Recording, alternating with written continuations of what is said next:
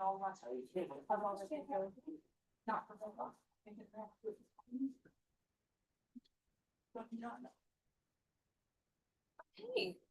welcome and good morning, everyone. It is June 1st, 2026. Hard to believe we're already in the first of June. School getting out and graduation's happening. Yes, it's a fun activities for everyone. So welcome. It is our 9 o'clock strategic planning meeting. Let the record reflect that we have all 5 commissioners are present. We do have Commissioner Jordan on Zoom. And so we will go ahead and get started to attempt the job. So we're going to start with following up on the ARP discussion from last week. You'll recall there were 4 entities that had requested a change of some format. The board declined 2 of them. And so those groups have been notified and we're working through that process accordingly. There were 2 others we needed to bring back and I'll let Heather take it from there. So the 2 remaining were Anovia, which wants to extend their contract through 2028. And Fairfield, which wants to use their funds for a multitude of different projects. They will not be able to spend down their funds on their their original request was to shift to buy a mini excavator. That flexibility was already allowed. Then they requested an additional shift to cover expenses for a 2024 water project, which that had not been permitted yet. That project is complete, but that will also not spend down the remaining funds. So they just want to use it towards other upcoming projects. Which is it? They have 166,000 remaining. The excavator, they've not given me a balance on, they have not built it even. Okay, and I apologize. I think I was supposed to call them. I have not had a chance to call them, so that's on me.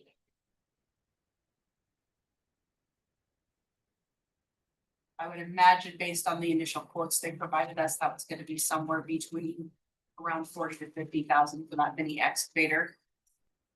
So if they were provided no other flexibility, we would have about 110,000 that would come back to the general fund. I thought they had another sewer project that they were wanting to use. They did for 2024, but that will not use the full balance. I believe they got received some CDBG towards that project also, so they didn't have to use all of the ARP.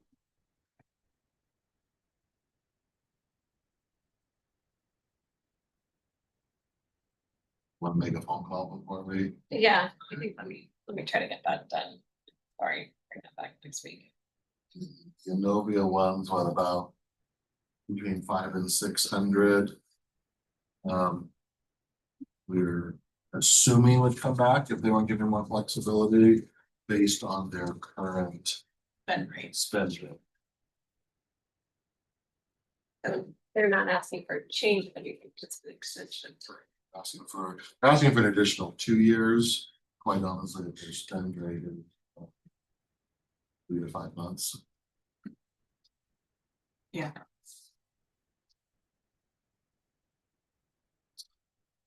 Spend rate. And they may have plans that their spend rate will change one way or the other. So I'll have the correct. Right, like, I think if they can extend it, they don't. I don't know, Chris, do you know on that one? I'm sorry, you kind of cut out for a second. Can you repeat the question? On Anovia, extending their contract, they want to extend it 2 years, which I think's long. I mean, I think I was willing to extend a year. But their spend rate is, they'll be done here sooner than that. So I'm not sure what Ben's plan was.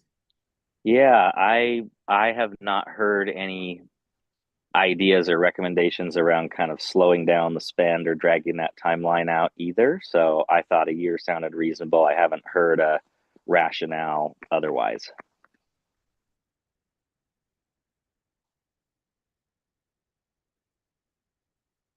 I mean, I'm open to giving them a year. It'd be nice to know Yeah, do they have plans to change some of the programming or? Maybe they have city dollars still left, I don't know, or did they already have? The city was monies? requiring a faster spend rate, Oh, okay. which is why they spent quicker and they were slower. Oh, okay, Right. That was the anticipation, was that they were trying to use those dollars first, and so that's part of why I'm okay with the extension of ours.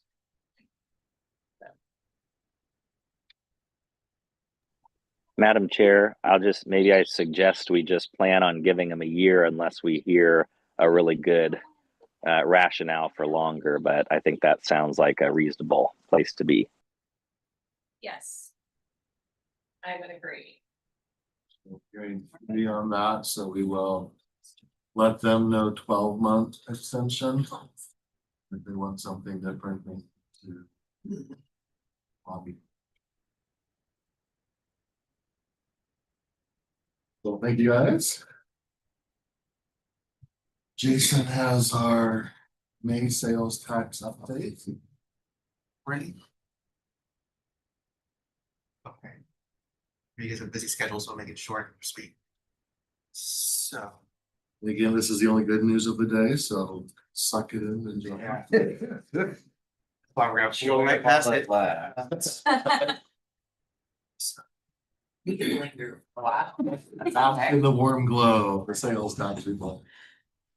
So May sales tax collections based on activity for March of 2026, even again really strong. It keeps exceeding our expectations. So May's collections was just shy of 7.3 million, which is 4.5% over what we forecasted. We had budgeted for 2.2%, so we're 4.5% over what we had budgeted. So it's coming in really strong. We're about $1.5 million dollar-wise over what we had budgeted for this point in the year. You can see on the chart on the bottom, it shows the historical average growth rate. Yeah, and you see it like climbing pretty sharply. So 2 years ago, for the same period, our growth rate was 1.3%. Last year, the same period, 1.7%. And now our rolling 12-month average is 5.7%.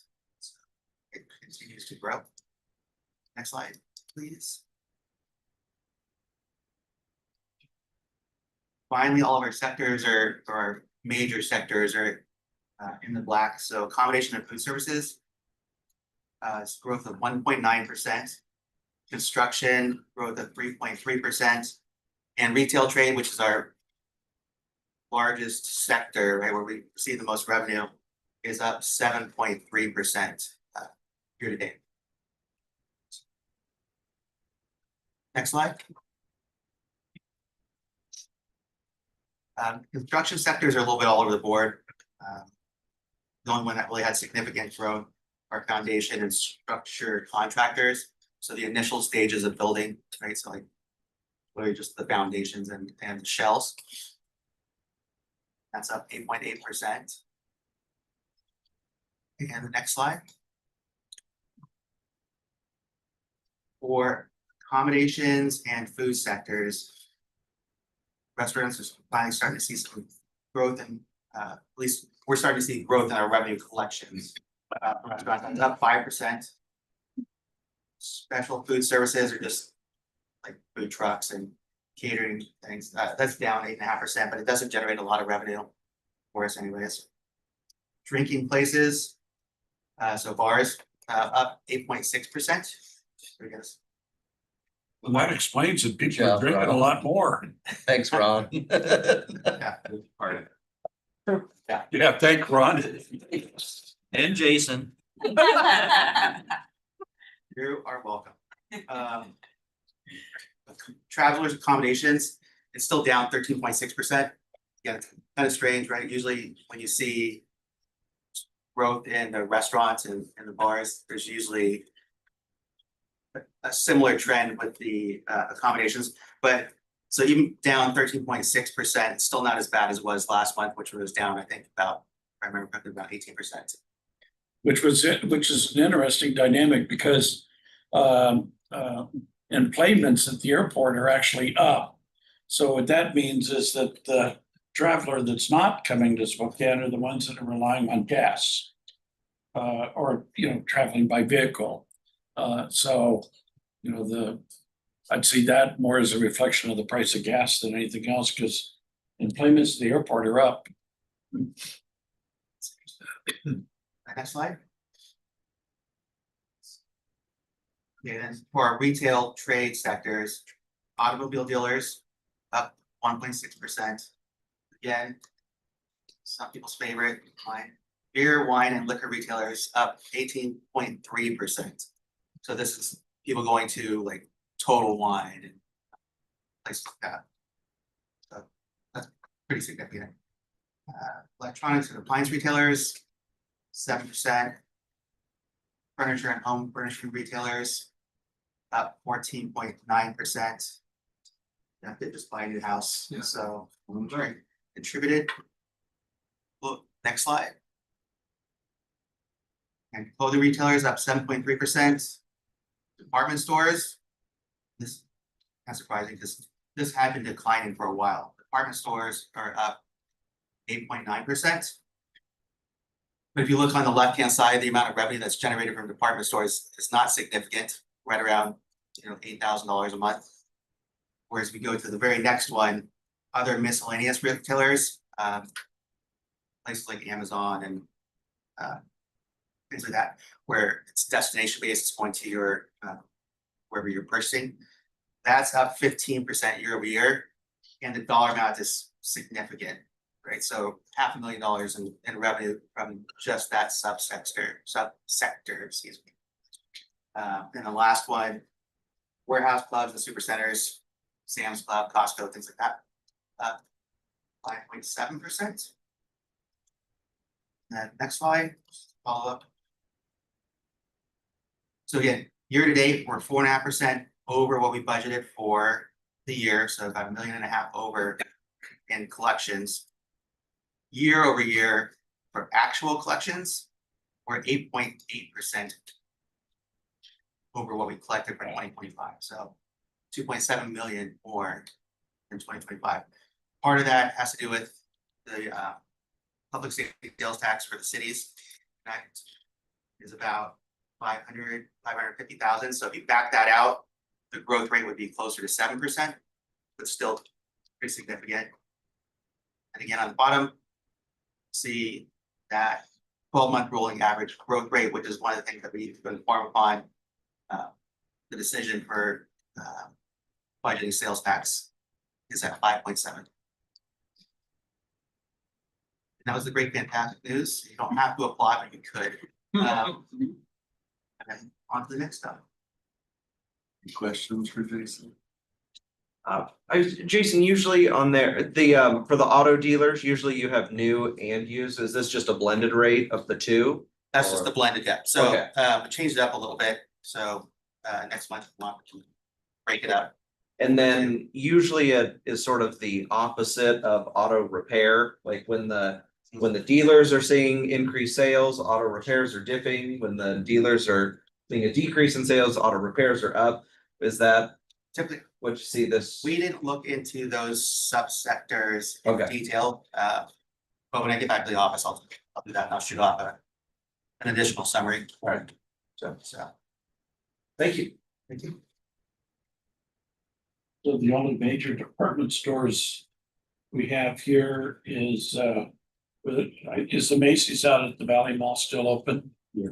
So Macy's and J.C. Penney, and that's pretty much it, other than the Nordstrom's downtown. Kohl's. Kohl's is still open. Well, I know that the inventory, I mean, you can tell sales for the department stores. When the aisles are wider, that means inventory is down on the floor and they're selling less out the door than they are on the internet. There's that new large Ashley's that opened in Northtown. Not a full department store, but pricier furniture. Pricier stuff than Yeah, isn't it just predominantly a furniture store? like 3 or 4 stories. Yeah. Department store. Yeah, in a mall, when you get to the point to where you're filling your space with furniture, which has got a low margin, really, really in a bad position. So would like a Target be more of a considered a Their discount. warehouse store? What category would they be? I believe they're under the department. All of us.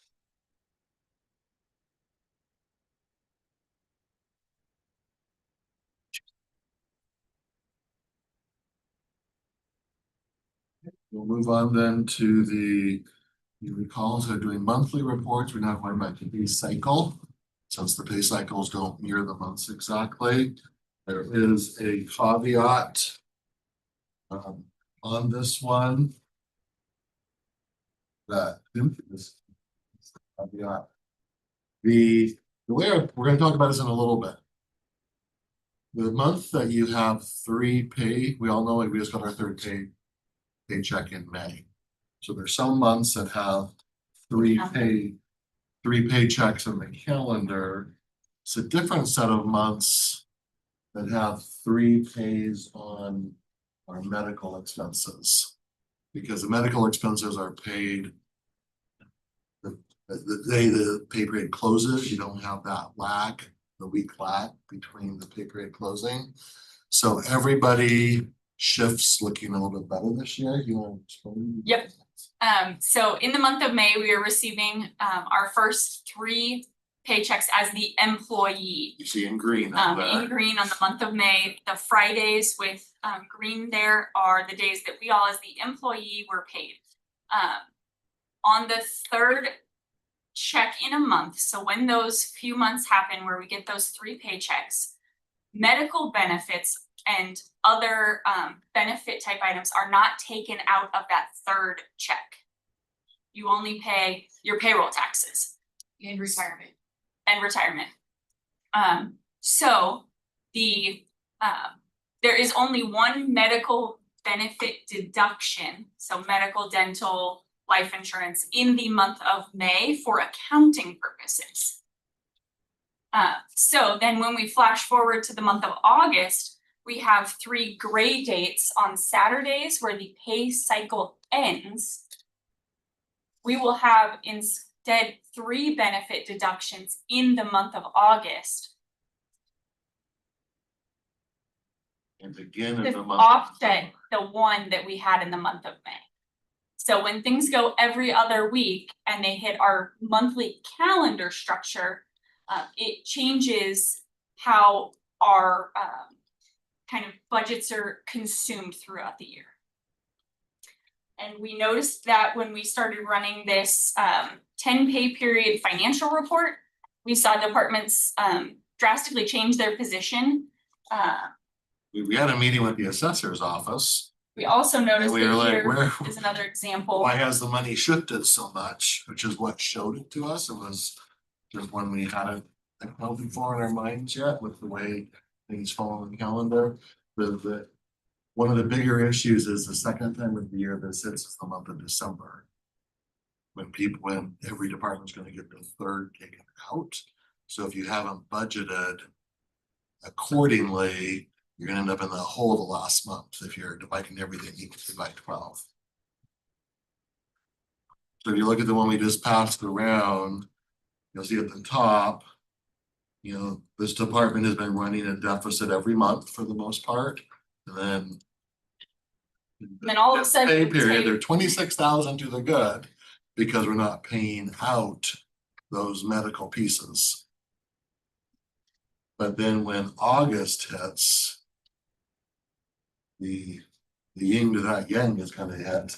Yep, so we'll see the savings that we see in pay period 10 happen, that budget will be consumed by pay period 17. The same thing, we get our 3 paychecks again in October. So October will be short again for these deductions, and then it'll be So- consumed again in December. So it's one we do want to bring up on the next elected official department director call. And then after that call, be able to talk through it, send around an email to all the finance teams and the department directors and elected leaders again. just to highlight it so people are budgeting accordingly. A little bit of Murphy's Law that this year it's hitting in December for that last one. That will hit the budget a little bit harder. So is this Vicky's office that's helping figure this out? So So payroll, I mean, I guess I'm trying to figure out what's actually happening on payroll versus what we're actually seeing, how you guys are budgeting it. I'd say payroll is processing as anticipated. It's every other check is happening and cycling as it should. The benefit deductions are happening properly.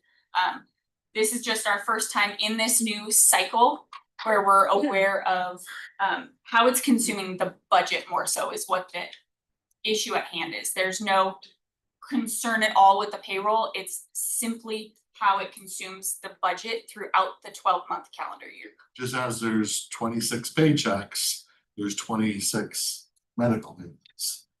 And the 2-3 months this year happened to hit August and December. There's like our paychecks hit May and October. Okay, so I'm just trying to clarify based on what you guys are saying. So. Okay. 2 paycheck, 2 months, and of those. All those standard deductions are happening out of those. On the 3rd paycheck in May and October. There's gotta be standard deductions though, federal taxes Yes. and all of that are still happening. Correct. Just what is not happening out of it, I guess that's what I'm trying to. Yep, no medical, dental, life insurance are your primary ones. Okay, so those 3 things are not hitting. A second time, so those are really on a 24 period. Yep. Cycle, Correct. and the.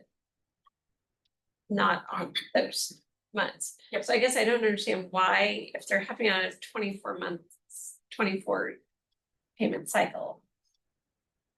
How does that change it? Because it should be twice a month.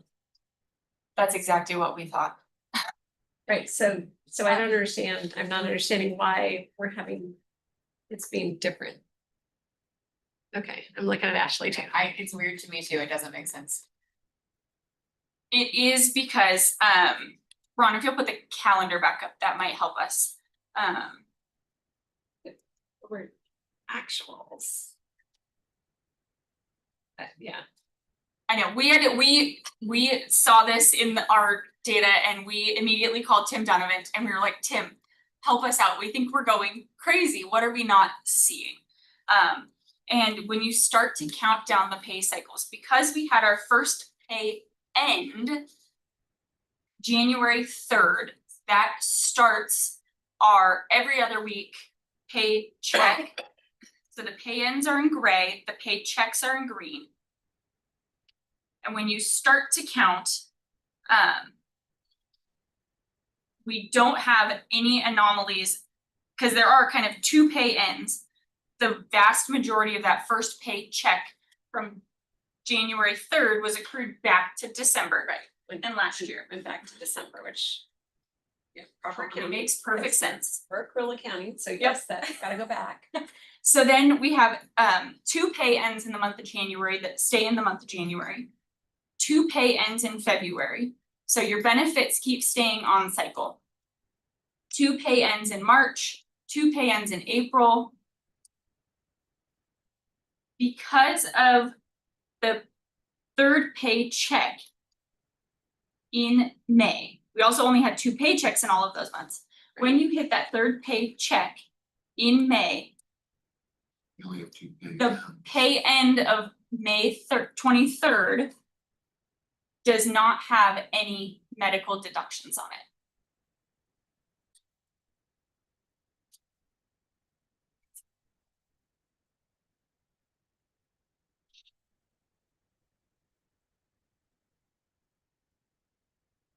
So it's because of the first one.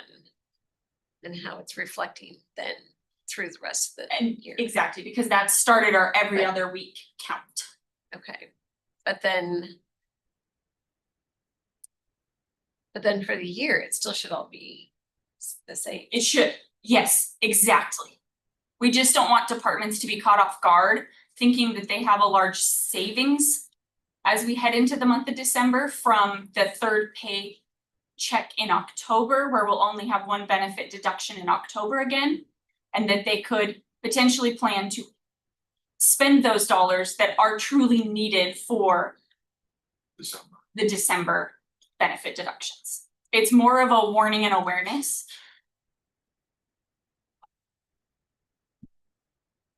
They just need to be paying attention to some of the accruals that needed to happen. Instead of just looking at what the cash basis is. Yep. And you're providing, who's providing them what those accruals should be that they need to be aware of? Is that you as the budget or is that the auditor's office? Because I mean, that's not, We'll work with Tim. I mean, because I don't want to put that on the departments because that's payroll function and a budget function. But they need to be aware that there's these anomalies that are happening. Totality for the year, it's the same budget. But there's a couple of hiccups, but they just gotta make sure when they're looking at their current balance, this is gonna be hit. Yep. We obviously need to hone our message a bit clearer. And for those departments that have their own budget, folks, we'll make them aware so they can probably incorporate it into their forecasting for as the year goes along as well. Some of the smaller departments that don't certainly will be helping with that too. Okay. But if you were to look at pay period 9, if you kept that sheet and then compared it to the end results of pay period 10, we only use those two dots to start a trend line, it'd be a false trend line. Because you'd see everybody getting better because this deduction didn't happen on this pay period. Once we get pay period 11, you'll see the trend line continuing for most of them, just a flip on the gap. And this is just more confusing this year because of us changing to the twice every other week, pay by weekly paychecks. And unfortunate that the second time of the year is December.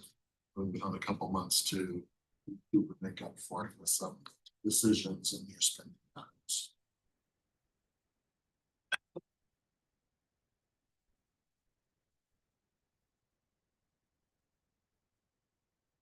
It's gonna require folks know in advance and plan for it.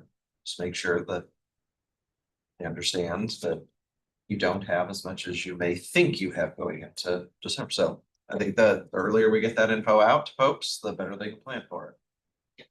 They still have the same budget that they were through. Yep. Just watch it. So we need to get out the list of all of the departments. What the impact will be. Jason is teasing me saying that's. Have it out there. But we'll go over it with the elected official department and meeting. Everything sent out and answer questions accordingly. We can give them the exact amounts. That's approximately. So ultimately, the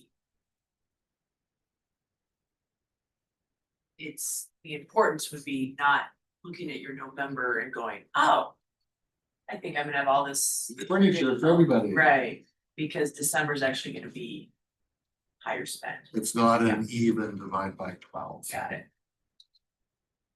Seems very, very similar to, I mean, the instances where we're like, why is this account so overspent? And it's like, because a lot of their charges come at the beginning of the year and they've got nothing at the end. Or why is this department not seeing the revenues they have? Well, because their revenues only hit twice a year and we haven't Yeah. gotten that And next Parks big still tranche. looks great. Yeah. They haven't aired up all their summer help yet. So You know, it will equal out by October. we have lots of things that are similar to this.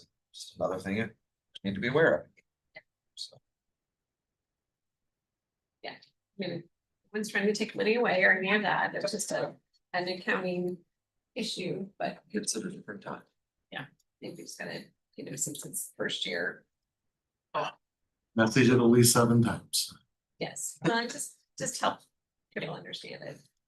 Like, I didn't understand it, I'm thinking, so, when you explained it the first time. We were happy to have Tim help us. Thank you, Tim, if you're listening. Okay, The next item is hiring freezes. This is in regards to the departments that report up to the BOCC. We feel we should start implementing hiring freezes. Every department is gonna be looking at some constraints next year.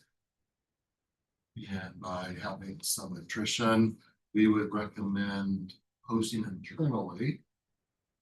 So Tessa quits, I replace her, you can choose to backfill, you know, then if you do that domino, would be where you would actually attrit somebody out, so that still allow for promotional. Internally, for those positions that are, you just have to replace because the world will stop. In my mind, that would be the call of the CEO or the board. Or something coming to them, so I'm going up to the CEO for final say on that if a case is made. But best case scenario, there's going to be some FTE reduction this year. That's our good sales tax gets 10 times better. I think that's well realistic. And so preparing for it, and then that way, yes, there'd probably be a little bit of extra money left at the end. But then that would allow the board to prioritize that. Where you could say of these, kind of like you did last year. You had X amount of dollars left, you had many more requests than the dollars at hand, but you could add back accordingly to the priorities as the board saw fit. so if we have a department that has an open position right now that they're trying to fill. I wouldn't close anything right now. We would stop posting. New would be our recommendation. Things that are in process, I don't think we should turn people around. Just my opinion. Yeah, we went through this last year too, and we had a little bit of a learning curve on it. And what we determined last time was those positions that already had job offers on and were fairly well along the recruiting process. It made sense to let them go, and that's what we messaged this time as well. The message that I would provide to our departments is a hiring freeze is necessary because you are going to take advantage of attrition right now because it's a lot easier than to lay someone off. And you all saw that the sheet shared 2 weeks ago. If nothing else is done and revenues stay where they're at, and the only expenses that we cut out is comes through headcount, it's 192 across the general fund departments. So what I would message to the BOCC departments is if you really feel like this position is critical to be able to fill, then show me where else in your budget you're going to be making adjustments in your budget next year so that you can meet where the target budgets are. So it'll be a hiring freeze, but I think there's still going to be some type of hiring that takes place as long as the evaluation by the department can demonstrate that they're showing where the adjustments, where the reductions are going to be elsewhere. Like Jeff said, if you have a backfill, a position opens up and it's backfilled from some internal and backfilled from some internal, eventually that, the last third position likely is going to be one that's not going to get filled.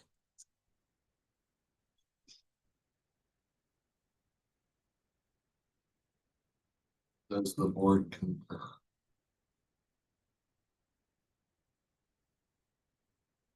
Just trying to help our departments get prepared for next year. From a recruiting perspective, I will say other elected departments are primarily who are still doing the bulk of the hiring. So I know you guys cannot tell them that they hiring freeze, but I would also ask if you move in this direction, you would encourage your other electeds to be taking similar thought processes as you move forward, and just for themselves also to make this process easier for them next year. But as we've looked at recruiting, we've really not seen much of a slow with our other elected departments.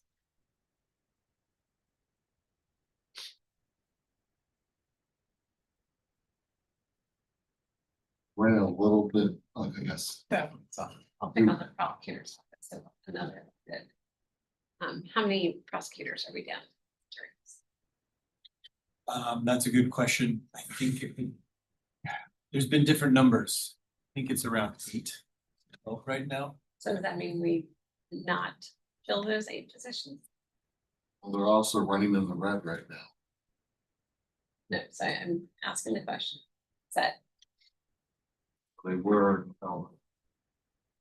the medical thing of the 10th pay period put it in the black. The 11th, they'll be back to that even. That's certainly Preston's call. He has the right, no, I funds know, I was appropriated to saying, him. if he wasn't an elected, we'd be saying we wouldn't be hiring those people.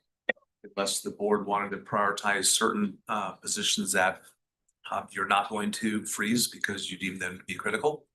Okay, I'm just using, I'm just trying to understand that that's a department that I know we need people. Same with public defense and public special interests. So I'm just gonna ask the question just to know. We're saying we're not hiring, if we do this hiring freeze for departments. I would assume the prosecutor's part of us. He's not. Would we be saying we'd be not filling any of those positions? Yep. We would be saying that absent a prioritization process, which this board can do, that says your target budget for next year. We're gonna be recommending, we have recommended that the target budgets are the same budgets as this year that we give, unless the board wants to go through and say, well, this particular department, these 3, we're going to give slightly more, and these 4, we're gonna give slightly less. But we budgeted for them to have those positions filled.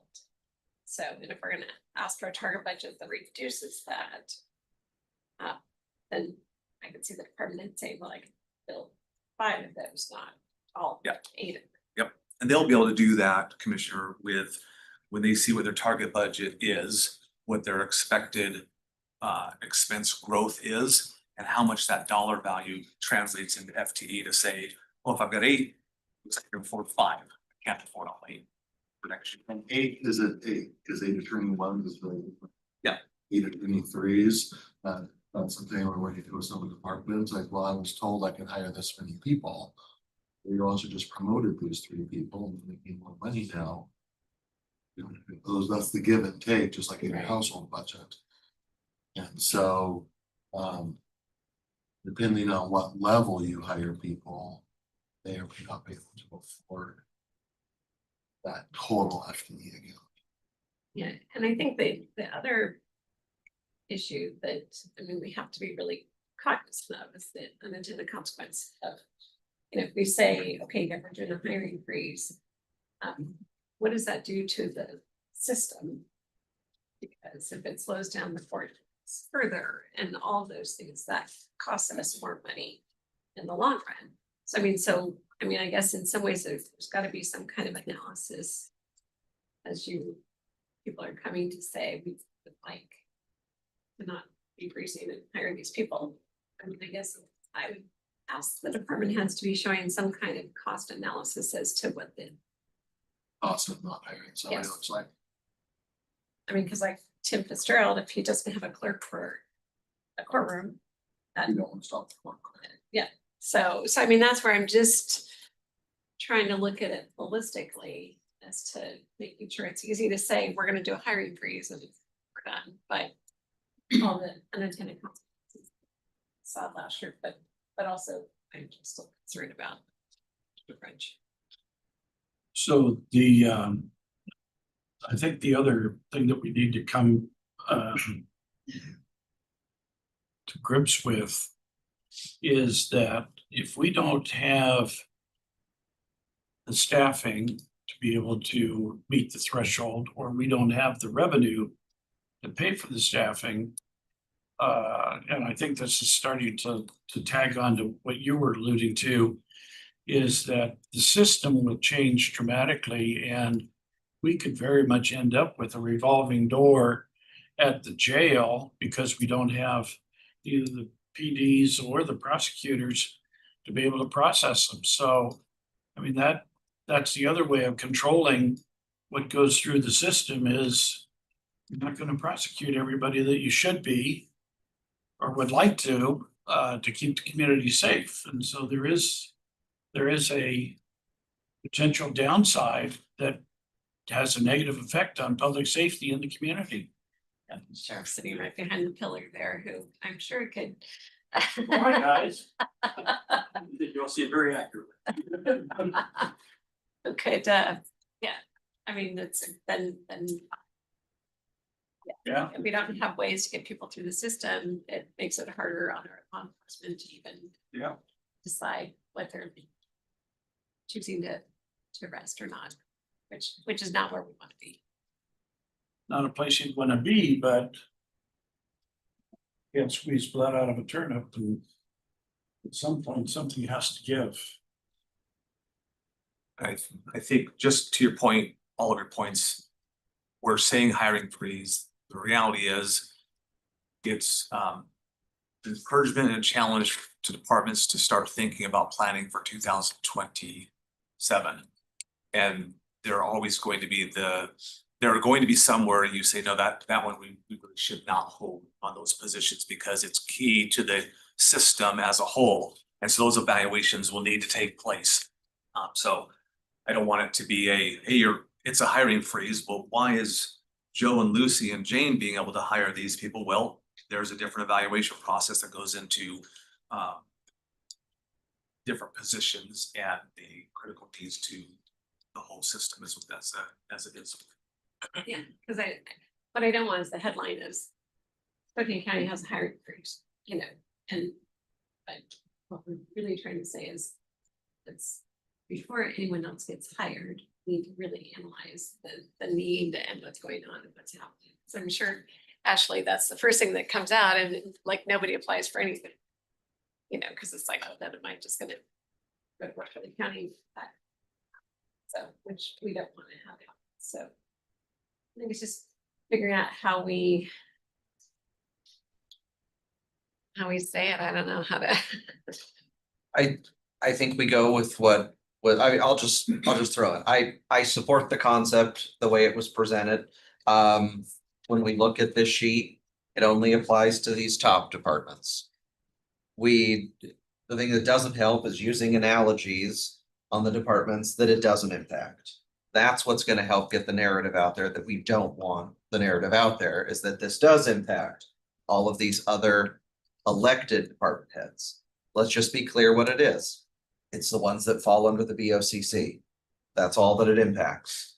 And there are exceptions. If it's a position that is absolutely crucial for the function of that department, it will be viewed differently than a position that is not, that does not, that's not crucial to the function of the department.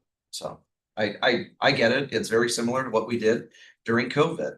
We put in a hiring freeze at the same, again, only impacted the departments that didn't have an elected official, and there were exceptions if it was crucial to that department operating. So.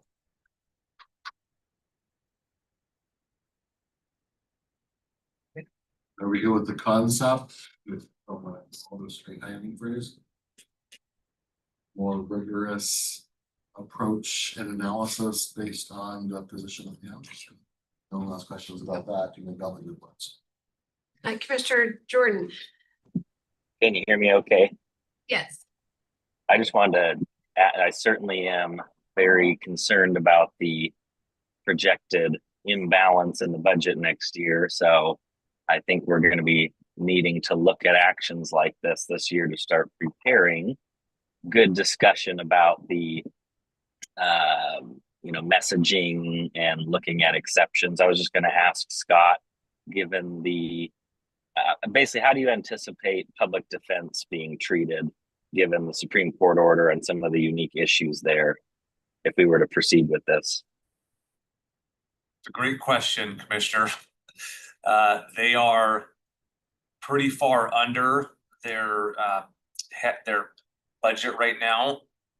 And what I would anticipate we will do is evaluate how many positions they have open, how much capacity they have to be able to hire and still be online for their target budget for next year. So that we keep the system moving forward. Then next year with the evaluation in terms of a flat budget, we're going to have to, with this board, talk through how many less positions that would be from this year and what is that impact?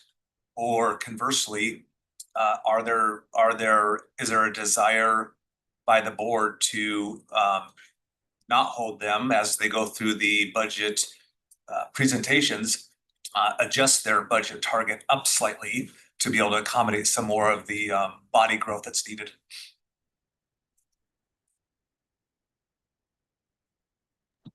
Yeah, that's just one, given the caseloads moving in the direction they're moving over time. I'd be very skeptical of any kind of freeze of hiring in that department, given the uniqueness of what's going on there. Yep. I think that's fair. We have Supreme Court rules on. And we certainly will, just like with the example that you asked for, Commissioner Jordan, we would do a similar things with other departments who are trending under on their budget. And if they have the budget capacity and it looks like forecasting forward into next year, that the position is critical and they have the ability to absorb it, we would take a similar approach. Kind of back to the holistic,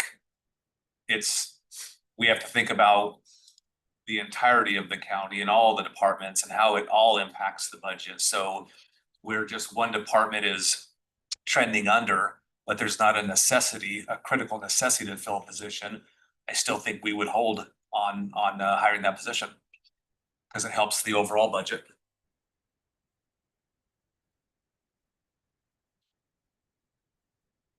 Ask a question about, so you have, juvenile you have down below, because technically they're a function of the court.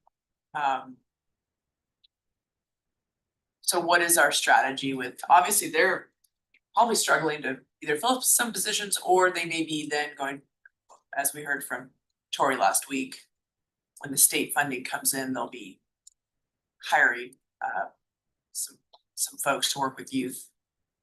So I don't know what the strategy is there, but I know last year we did have to hire, a freeze did impact them when they were in the middle of hiring a detention officer, and that was challenging, so.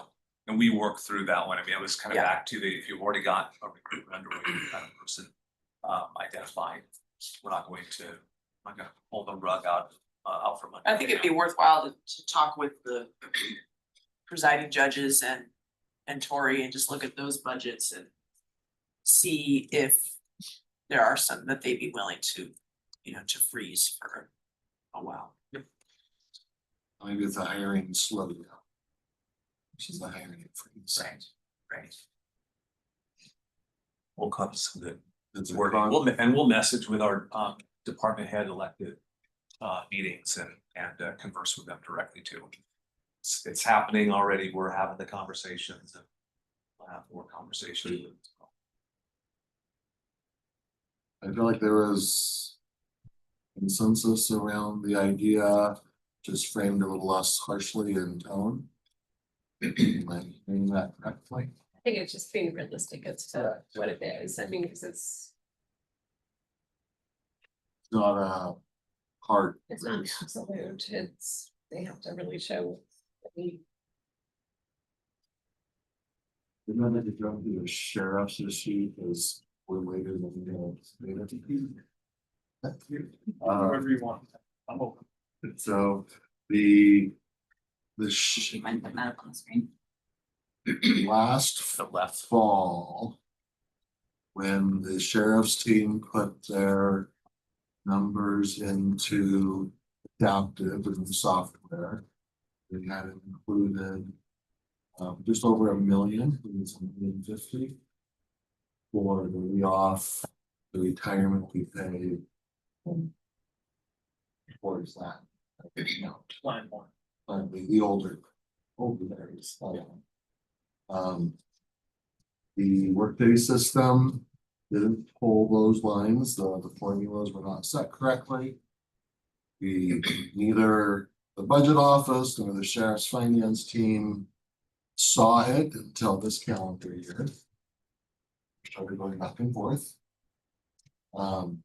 So it is $1,050,000 difference. The board had lots of discussions around all the budgets. You can't unring the bell and go back and redo those discussions. So we are looking for board direction on, is the sheriff's budget, or are we looking to add revenue from general fund balance, or the other way to add the funding back in?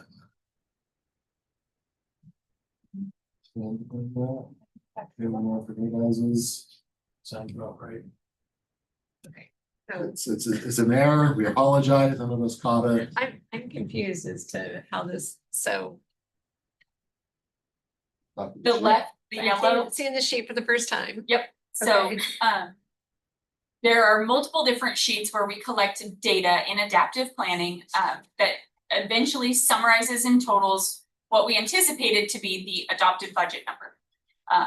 The adopted budget is on the right side, $66.2 million. The left is if we'd added all of those sheets up, so we went through the exercise, we pulled every single one of them, added all the numbers up together, and they totaled $67.3 million.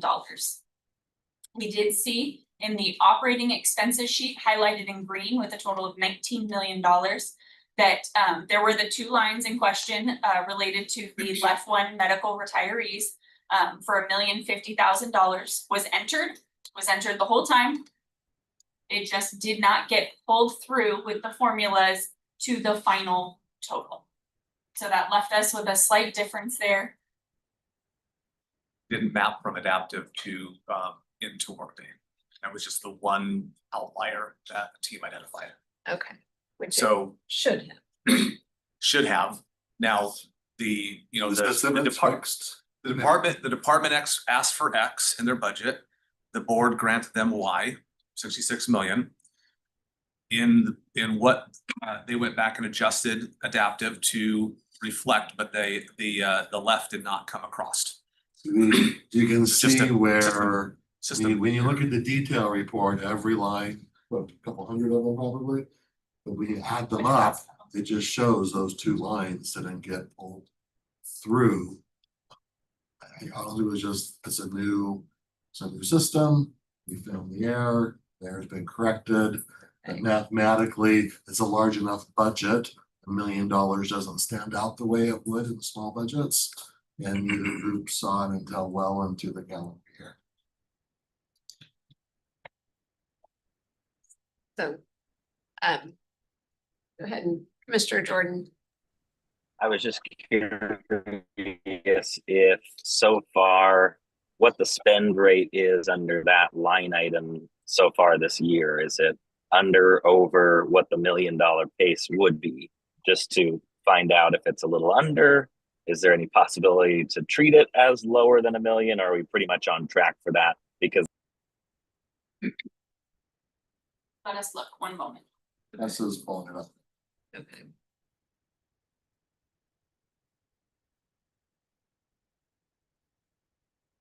Yeah, that was my thought, like. Look and see. How that might project and then. You know. We may not have to do the full budget. They've spent about $370,000 so far this year. Not payroll, this is one that is going back to our very traditional monthly, because it is payments out to those retirees for different supplements, so it's paid on a different cadence, so it is monthly. It's medical and dental for the left one retirees, and the only way that goes down is as we lose them. Over time. So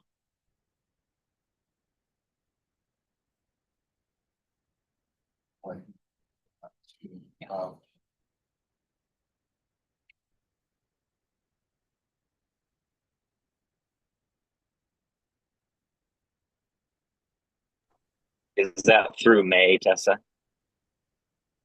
That's what I was anticipating, but let me verify. If it's through May, it'd be trending about 900,000. That's what I think.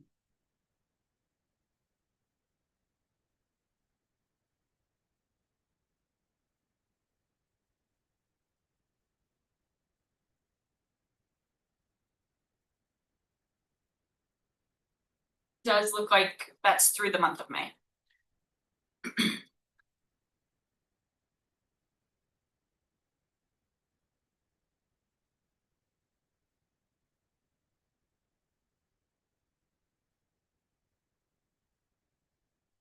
That is that, guess I'm just trying to see. As that happened, and that's part of payroll, does that affect payroll? It would affect the amount that's showing on the report there, correct? So that's why they're showing so much more. Unfortunately, Okay, 377,000 of it. okay. We. Now. Or we have a choice. Funded.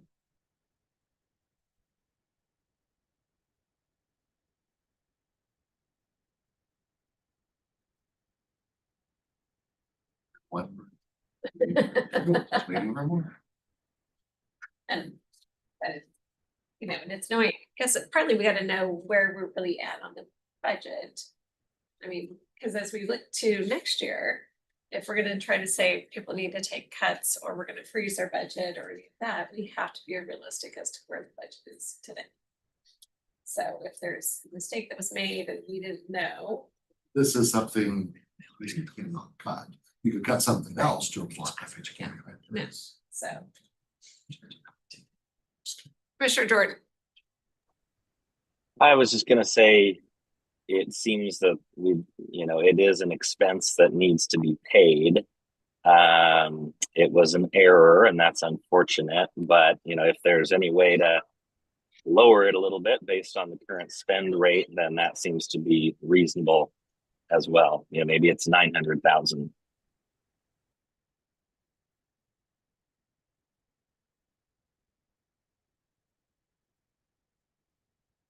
I mean, I agree. Need to make the adjustment. And. But, yeah, Make it to actuals. Well, I mean. We're into, oh, that is through May, so I mean, that's 5 months.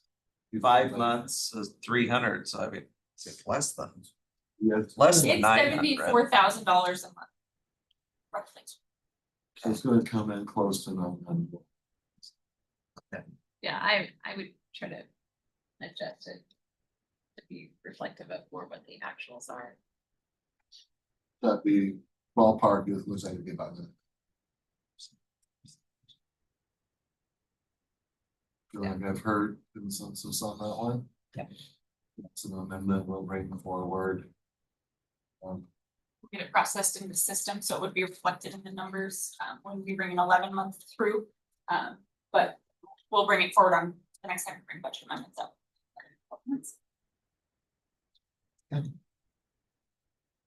The next one is sign-on bonuses.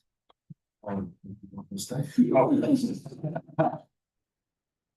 And so we have two groups that have sign-on bonuses. I believe both may actually expire at the end of this month, the end of June. And that would be the sheriff's office and detention. The sheriff's office moved last year to a PTO.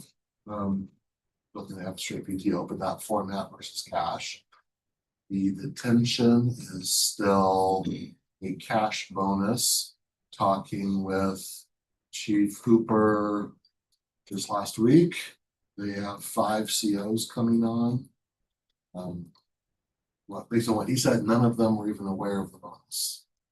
They did the job. It was just a true bonus to them. Upon getting their, signing paperwork and such. I think there would be something to look at when it comes to the cook position in detention. That has been a very difficult position to fill. Our COs are pretty full with these new people, at least to what budget allows. On the sheriff's side, we are paying out PTOs eventually. It does impact budget. Budget office would recommend not renewing the policies, with the exception of the cook. If the sheriff's office wants to tell you on that one or not. I have a differing viewpoint. So, Yeah, John, if you wanna, I'm sorry, you may have to come around here. So we- I'm like, Get you on. talking pillar or. So for us, I think we're done with, I don't think we're paying out any cash bonuses anymore for reasons that make sense budgetary wise and. What we found, particularly with laterals, new hires, I don't know that we're giving out a bonus anymore. And if we are, I have no problem getting rid of for non-experienced employees. For our laterals, which we are very, very competitive statewide and taking very good advantage of our lateral hiring program. We kind of surveyed all of the people we'd hired over the previous 3 years. And most of them, when they were leaving the agency they were leaving, were getting a cash out of whatever PTO their organization offered. And, you know, at the time, I think we were paying $25,000 cash spread out over a couple of years. Almost all of them said that they would rather prefer come into the county with a sick and vacation balance because, you know, they're usually coming over here with families and, you know, like to have the advantage of taking a sick day or something like that when their kids are sick instead of trying to, you know, try to find somebody to watch kids on graveyard, things like that. So he did institute the, you know, big company with vacation and sick balance that monetarily equaled about what the $25,000 range was. And that's been very, very effective in getting people over here and helping them stay, you know, and deal with the family issues that come with officers, deputies with kind of mature lives. So I know it hits a balance sheet eventually. My argument the entire time over keeping this for our laterals is that over time, and we assume that they're going to stay here for 10, 15, 20 years. The amount of money that we end up paying out for vacation and sick time doesn't change. It doesn't increase because by the time they get to, you know, a 15, 20-year career, that, you know, a couple hundred hours of PTO and or sick time has already been expended by them. You know, we eat it in not having that person on shift that day. So my argument would be, and I know in accounting, we have to account for those hours but at the end of their career, it doesn't end up changing how much money they're getting paid out at. If It they're, impacts my budget just the same one way or the other. but if they're out that day, someone else is on overtime that same day, right? Not so much anymore, No, right? Back 3 years ago, absolutely, because we didn't have that many people, but we're at a position now where more people can be, you know, off on sick and we're not having to backfill with overtime. It's not perfect yet, but that number's getting smaller and smaller, the number of shifts that we have to cover with overtime as we're getting up to full staffing and full staffing of people out of training and actually filling seats and, you know, producing widgets, for a lack of a better term, if I had to say it that way. So it's not that it's perfect yet, but it's much better than it was, say, 3 years ago. I guess you're seeing your overtime budget go down. Right, and I think with our estimates right now, of course, we reduced 900 and something thousand dollars out of this year's budget. And I think we're pretty close to being on target right now, but there's some debate between the numbers, but it's very close. And then I guess a question with the lateral. How much money do you spend on a new hire in training and all of that versus a lateral? Well, I mean, there's just the immediate expense of sending somebody to the academy. which I think we're paying 16, is it about 16,000 a year? Yeah, the state used to offset that with some state funding and they've stopped doing that, so now we're paying the full tilt price. And we're also typically with a new hire there, at least. I'd say 16 to 18 weeks in the field training car, where most of our laterals are spending about 6 to 10 weeks in our field training car. So they're out actually, handling calls for service, filling seats independently far faster than new people. So there's an incentive or cost differential to have a lateral versus a new. And then you've got experience instead of. And we have experience, which and this is statewide, it's not just the sheriff's office, but we have a lot of new people out on the road these days. And with that comes all the risk of people not knowing their job as well. Causes a lot of supervisory issues just in making sure the job's getting done right. We have had a tremendous amount of success with our laterals, and I think coming up on June 22nd, I think we're hiring 10 more.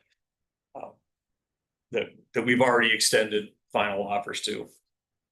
To your discussion previously, I have asked our recruiters and hiring unit to not necessarily process any new applicants. We hire 2 times a year now, June and then usually in December for the January academy. And we're not processing any new people until we figure out how to close our budget deficit, to the point of the discussion you all were having earlier. So is there a way to, I mean, we wouldn't be able to do it now, just because you've got people coming in Yeah. now. But in December to look at, can we reduce that amount some? Sure. I can see where it's a benefit, it saves money in the long run by not going through training and all that, and yes, coming in, we're used to having some sick time, but is there a way to kind of reduce that to make that a smaller number? And what could we do there? I mean, I think it's worthy of a discussion, and granted, I'm not an accounting genius and I know that the balance sheet has to show it, but like I said, my argument is overtime at the end of their career, I'm paying the same amount of money out one way or the other. Yeah. What did it used to be that someone would just come in, how much sick time do they get right off the bat? Prior to the Zero. bonus. Zero. Zero? Yeah. Yeah. Okay. That's what makes it harder as a lateral or someone. I mean, that's why most of our, We didn't used to start about 2 weeks. I mean, so if they, Nothing. they, You start out with Blue. your monthly accruals Okay. as provided by contract. Okay.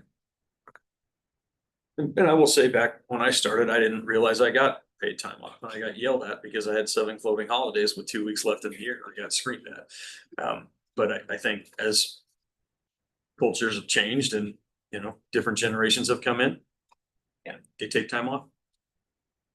Don't even get me started on the paid family medical leave from the state. Get them talk I have about many that as either. 18 people at one time. So I guess me personally, I don't speaking for anyone else, would like to just, since we're not seeing the issue, but I do feel like laterals, I mean, they're trained and all of that already, so. I would see having some kind of balance for them, but maybe not as much as we've had. And that way, kind of reducing that, trying to reduce the budget. So,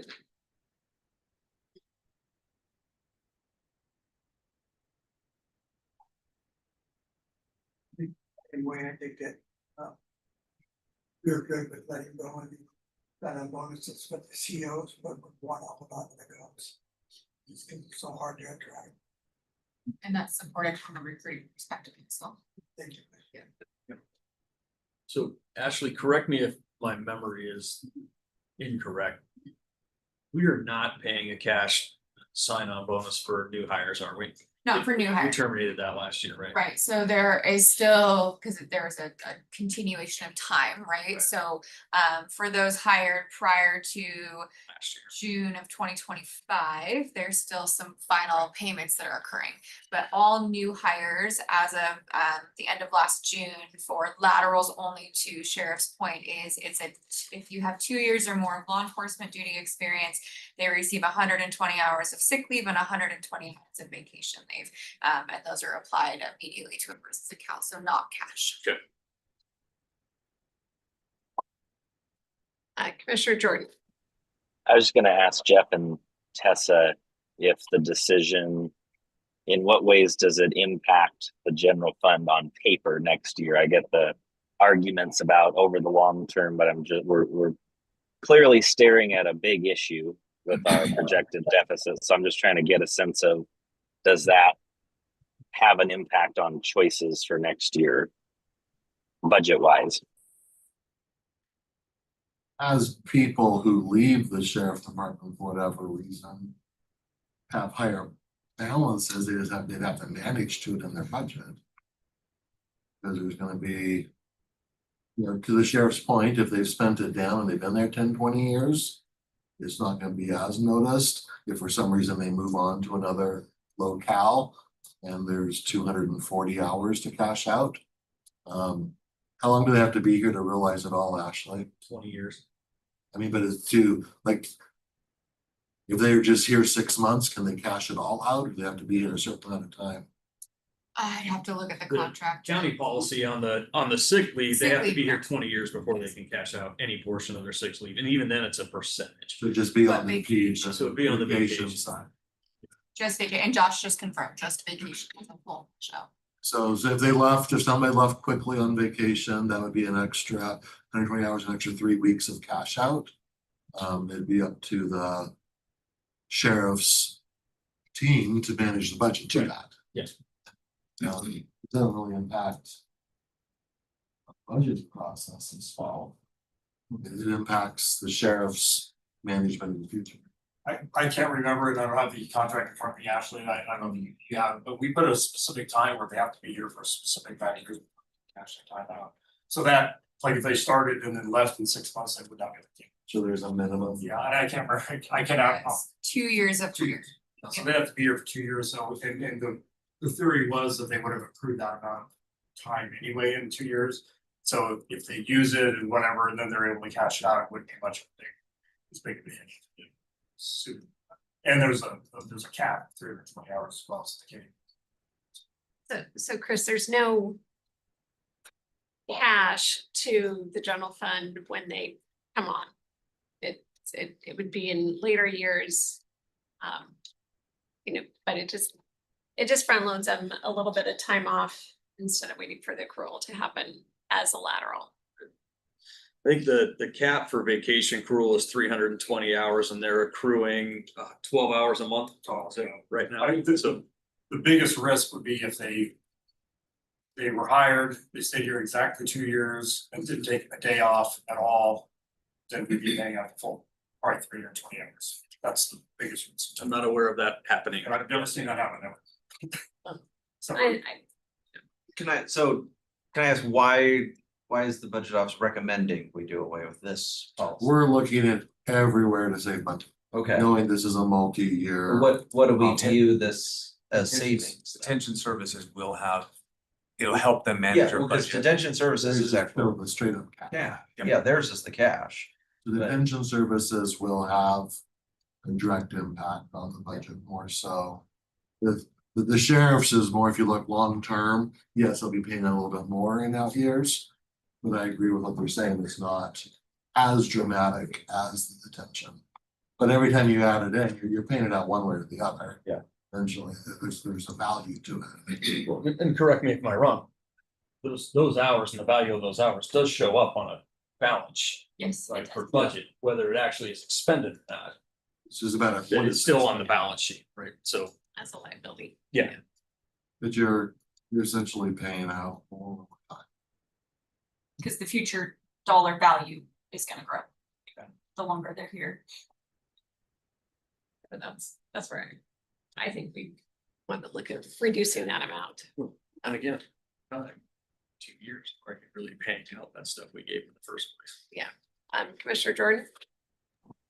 So just to clarify, Jeff, it sounds like if the board wanted to end that program, we wouldn't be able to assume that the sheriff's office would have a budget next year of like 300,000 less. It doesn't really produce an immediate savings in that way. Is that what you're saying?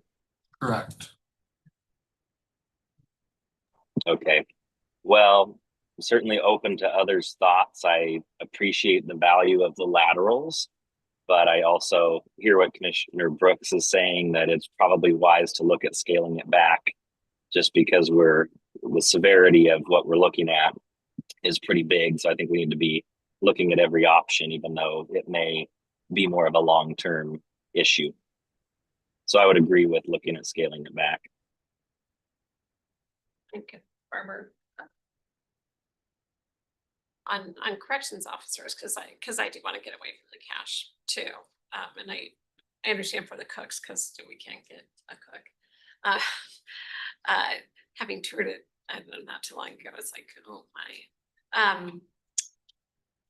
Do we have laterals that come over as COs, or is it primarily new people that are coming in? No, we have both, combination of both. And then what was it for the laterals? Whereas I can't remember. There's a different amount. It's maybe 5 and 10. Yeah, there's a $5,000 difference. And we have a really good mix, honestly. We see a good mix of both lateral and entry with our COs. So is it?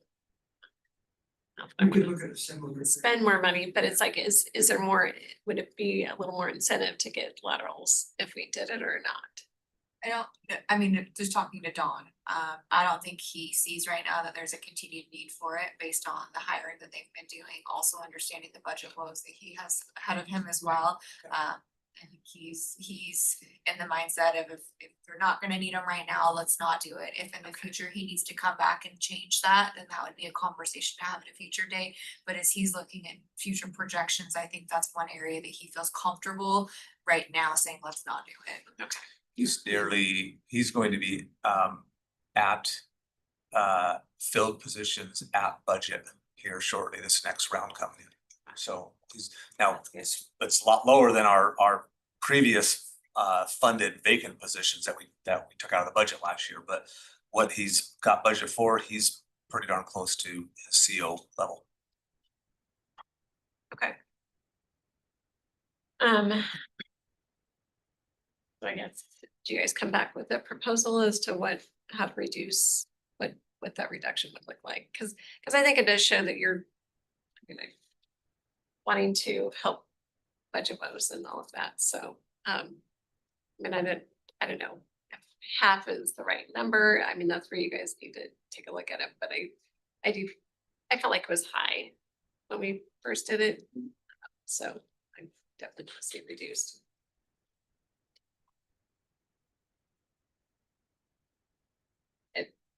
We have the month to discuss this one. Yeah. Because neither department expires till the end of June. Oh, yeah. And you said, and just to confirm, you said this doesn't impact OT at all? Okay, so like if someone, Not like it used to. and I don't know how the department operates. I mean, how far in advance does someone have to put in for PTO? I mean, can somebody say, hey, I'm calling out tomorrow? Sometimes, I mean, well, on sick days, it happens a lot of times morning of vacation. Yeah. It varies anywhere from, hey, they're scheduling their 2 weeks of paid vacation a year out versus, hey, I've been looking at the calendar and we have the staffing, can I have these 3 days off? Okay. And, that can happen anywhere from a year to 2 days before. Okay. So. All right.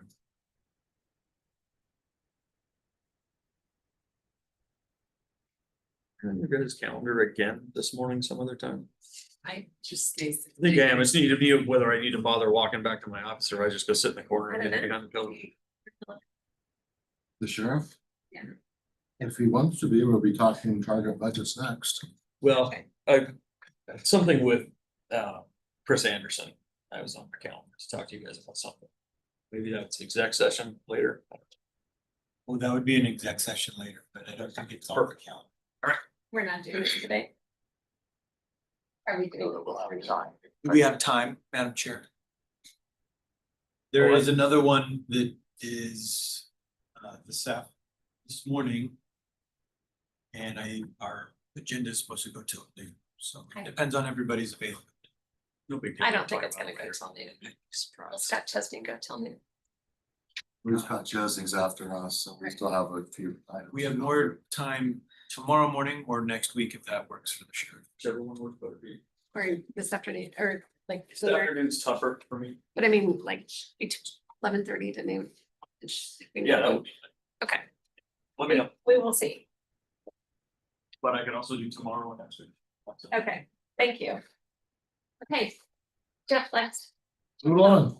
Next topic is target budgets. And our thought is to have the target budget the same as the current year budget.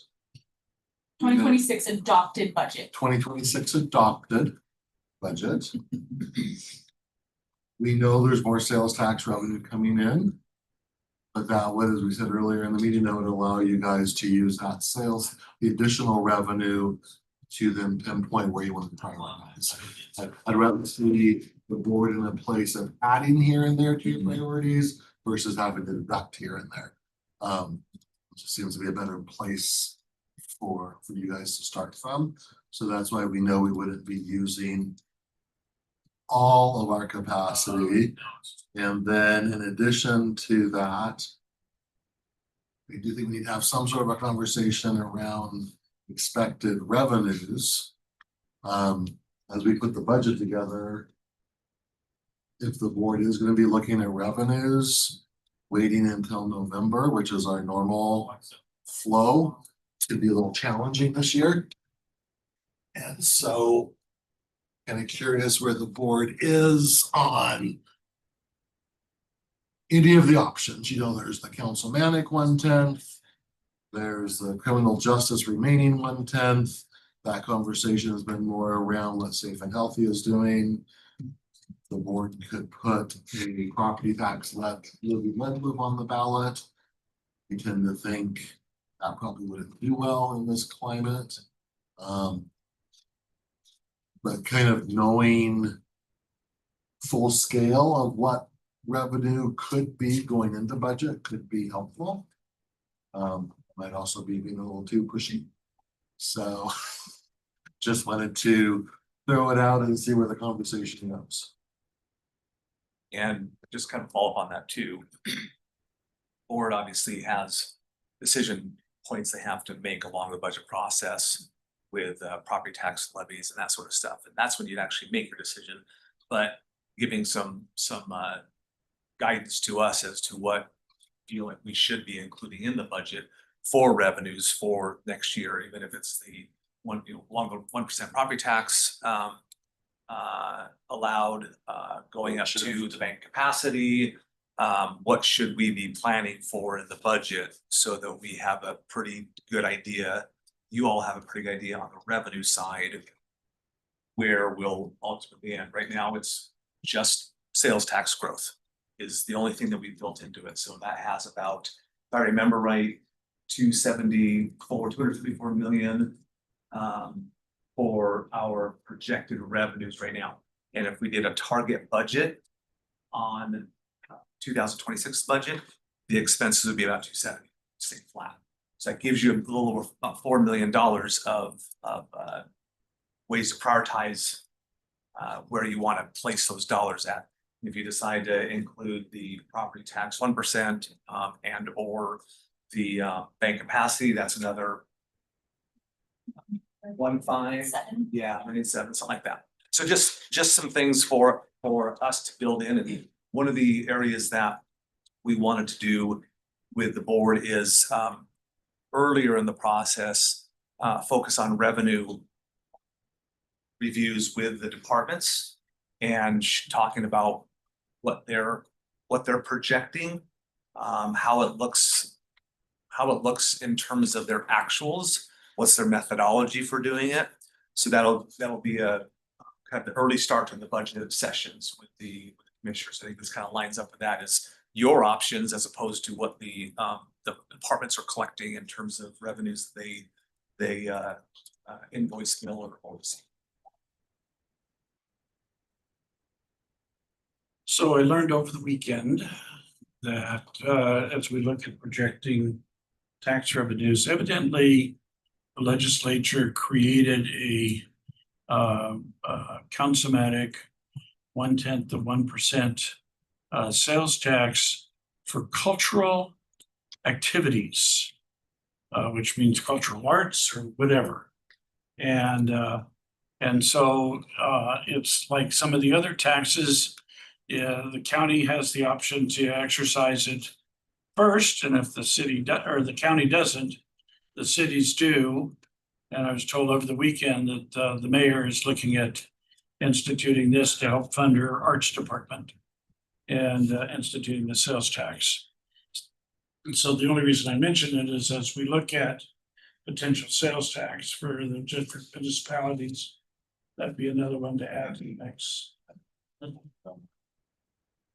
And then just also want to remind the 1/10 of this councilmatic. Can I ask, are you certain that's councilmanic or does that have to go to a vote? Cause I thought, now that I think about it, I was approached about this, and I don't think this is new. I think this exists, I think. Yeah. But cause I was approached about this about like, I wanna say like a year ago, someone brought this up to me, but I'm thinking they said it had to go to a ballot. I could be wrong on that. We can. So check I it out and was- get back to you. I don't know. Yeah, I Remember received, the detail. I received information over the weekend that said that it's councilmatic Okay. and it's, and that because I've been approached by some of the backers for this tax saying, hey, would the county be interested in doing this? And I have not responded because I didn't know whether it was real or not. So I did some investigation, found out it's real, got a little bit more background on who's pushing it and why. And And it is councilmanic? it is, well, that's what I'm told Oh, now. okay. It information originally would be- was. It originally was, Counselor, you're both right. It originally was voters, Oh, July of 2023. It can be opposed by the legislative body. Oh, okay. And it also has a no supplantation, so it have to be for you. it's all new stuff. Yeah, it's all, yeah, I was told it was new opportunity to raise money for cultural activities is I guess what it's for, but Actually, the name of it, yeah. yeah, so anyway, just additional fodder for the mix. I also want to remind you all of the way any new sales tax would impact the 27 budget. Each quarter, the revenue goes down because of the timeline. DOR requires a full quarter to get ready. And then the 2-month lag between, if you start collecting in January, you actually don't get money till March. So depending on which quarter any sales tax was implemented in 26, it would change how much is actually seen in 27. The out years, you get the full amounts, but there is that startup timeline. We also are meeting with the union reps on, I believe it's the 10th next week. And I would assume they'll have questions on this, which is the board's prerogative, whether or not it answer.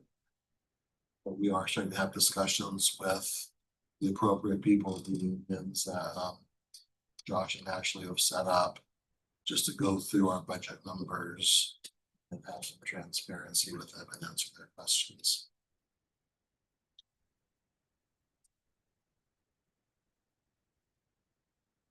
Do you want to share the budget, proposed draft budget letter? So, as we've done in past years, commissioners, It's separate from the other letters who've also been proposed. That will come to last. Sure. Lots of letters. Lots of letters. Lots of letters. Double letter day. This would be the letter that has traditionally come from me to our elected official department head meetings to department heads to kick off the budget season. And this is with the flavor of target budgets being assigned equal to the 26 budget. We would follow up with direct targets with the departments individually after this. This kind of sets the tone and tenor for what we're looking at and the reality of our budget situation and our projected budget, not actual today, but projected for 2027. It goes through a lot of the sharing that, hey, our projected expenditures continue to increase at 7% a year, and our revenues are projected to stay flat. Therefore, we've got to strive for a structurally balanced budget, and encouraging the departments to be looking at ways and prioritizing core services. But you can read through it. I won't read it all off to you. We are looking at revenues closely this year. Some departments do a really great job estimating their revenues. They're pretty close to spot on. Other departments with Workday, we've noticed habitually overestimate their revenues. And then the board gives them higher expenditure authority because we expect those revenues to be packaged up. So we do want to look more closely. So when the board is making decisions, it does fully represent how much general fund that budget will take, because when revenues come in under what was expected, it's the general fund that makes up the difference. You've given them expenditure authority. Commissioner Jordan, Tess is emailing you a copy of this as well. Thank you.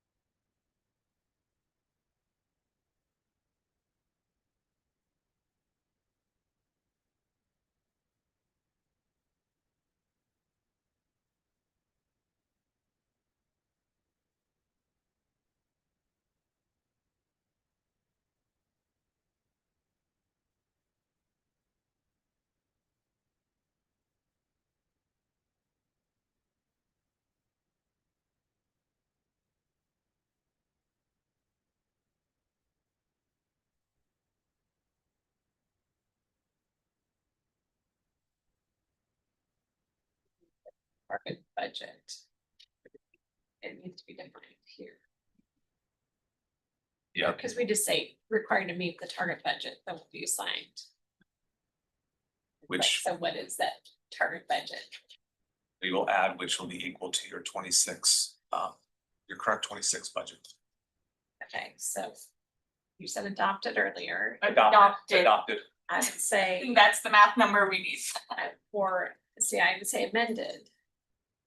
Because like we just changed the sheriff's budget because of an error from last year. So I mean, so that's what I want to be clear. Are we talking? We've made budget amendments that we've all agreed to. So I typically, when I'm looking at budgeting, it's based on the final amended budget for 26.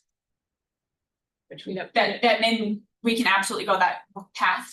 I'd say the caveat to that is that may leave you with less available revenue to make decisions. Correct, but we've already made those decisions. And so in amending the budget. Because we amended the budget saying they needed these things, so. Do we make that as a- That's how I've always, as a CPA, it's always been off the adopted amended budgets.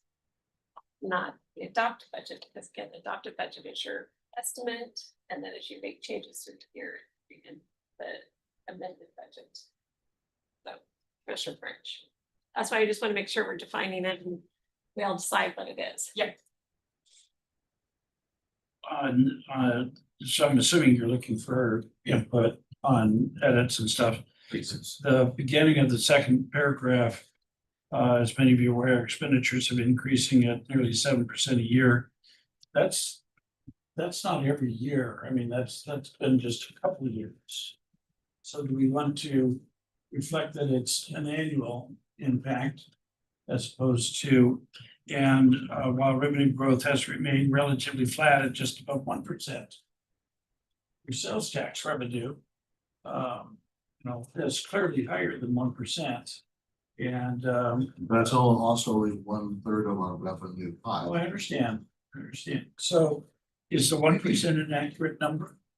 It's 1.2. 1.2 is. Well, there you go. Let's get it. Yeah. Get Get a little extra. So this year it is slightly higher. Because it is so strong right now. Historically, it runs that one. Yeah, I just, that the unions are going to be all over this, and so any hole that we create is going to create suspicion about the rest of it. And so I'd encourage you to be painfully accurate there so that we don't leave ourselves up to being challenged.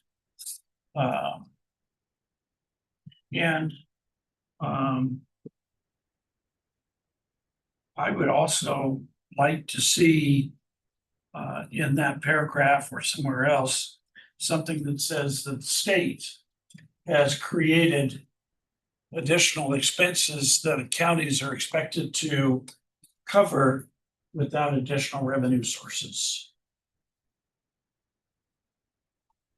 Clearly, the PD caseload standards is a great example of that. I mean, that's the elephant in the room for a lot of us.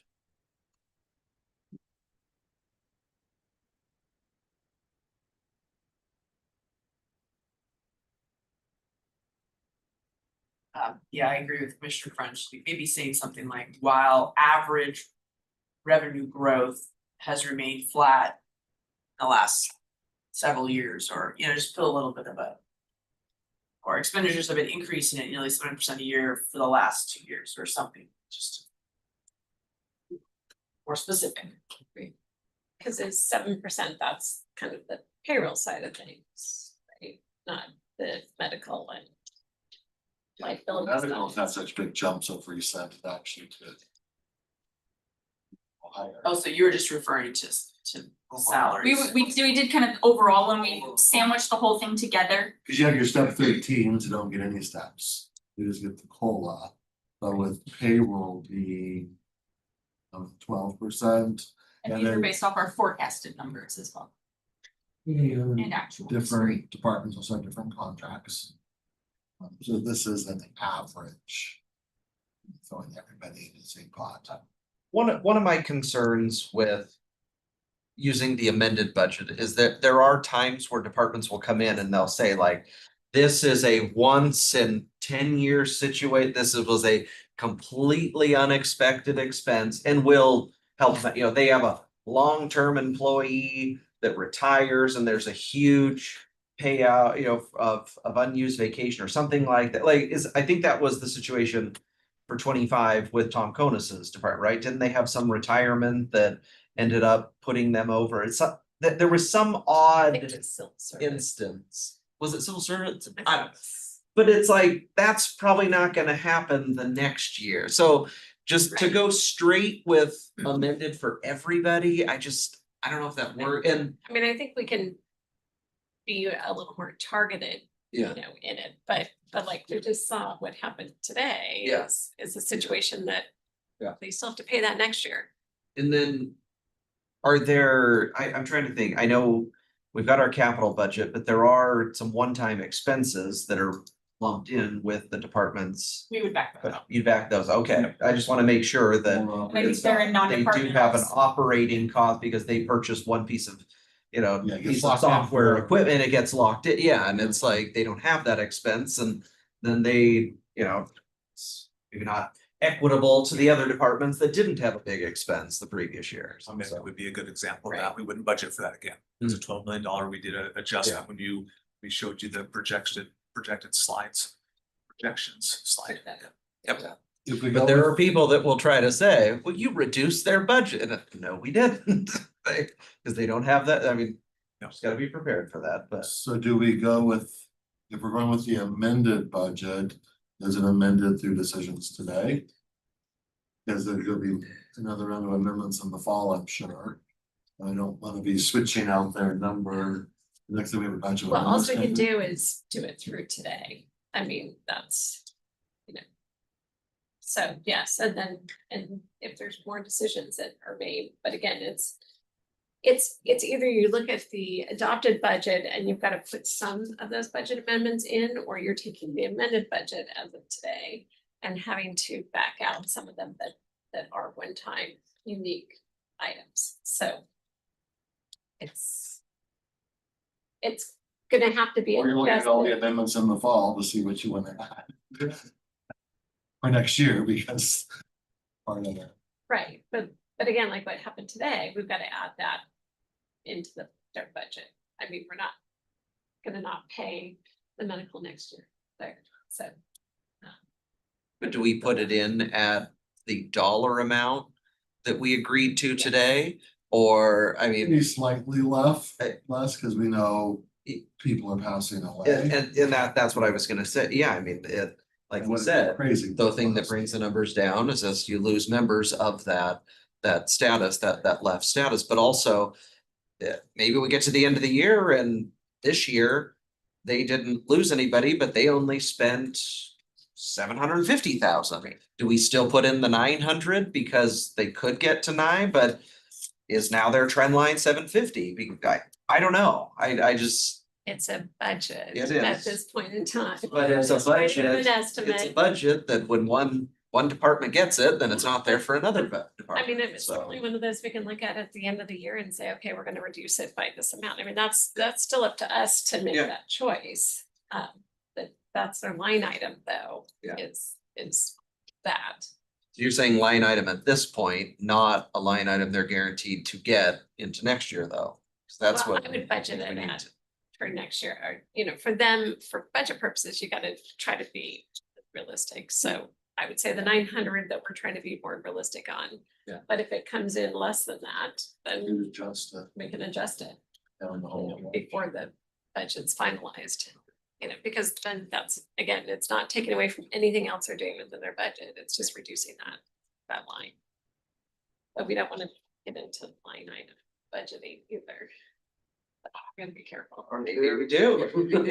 Maybe we do. Are there any other budget amendments that you think of top head outside this one? That would potentially have an impact on a general fund department target budget for next year? Do we do a lot of stuff in special revenues and? Yeah, and I think- Enterprise funds sometimes. Nothing's pop.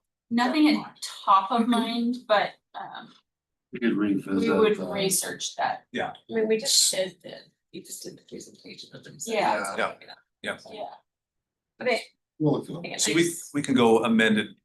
We can say the 2026 amended budget as of this date. Yeah. And if there's anything else on there that just another department will flag it and we'll share it with you all. Yeah, and I would just let the department know this was a one-time thing, it's not, you know. Okay. It's, those words have meaning, so.